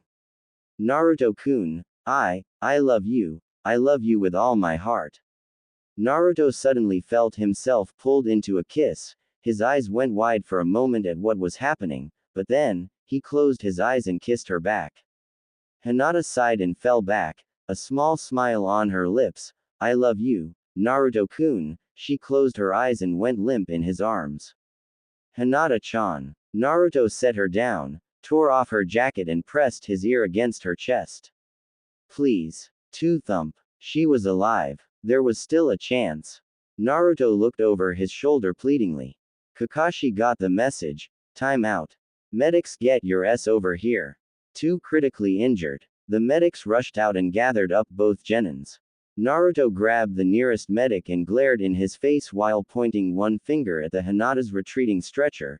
If she dies, I'm going to hunt you down and kill you. Do you understand me? The medic gulped and nodded his head. He then ran towards as he was shoved by Naruto to follow. Kakashi turned to the crowd. In the event of a double KO, time is called. Both incapacitated combatants are taken off the field and the fight resumes as a one-on-one match. Man, I hope they don't find out I'm lying. Tsunade grinned at Kakashi's words. She wasn't going to say anything. She turned to the other cages. She hated dressing up in this doohickey robe, but custom required it. He's perfectly correct. I wrote the rules myself. The other cages nodded their heads, Gaara as well, who gave Tsunade a sideways glance though. Note to self, write down new rule in exam rule book in case anyone wants to check. Besides, she thought it was a perfect rule, even though it was made up on the spot. Kakashi turned to the remaining two combatants. You will now fight one-on-one to determine the winner. Begin. Naruto whipped his head over his shoulder and shot a glare at Pulse. Why do you want me dead? Naruto's voice was almost a whisper, a deadly whisper. Pulse sighed.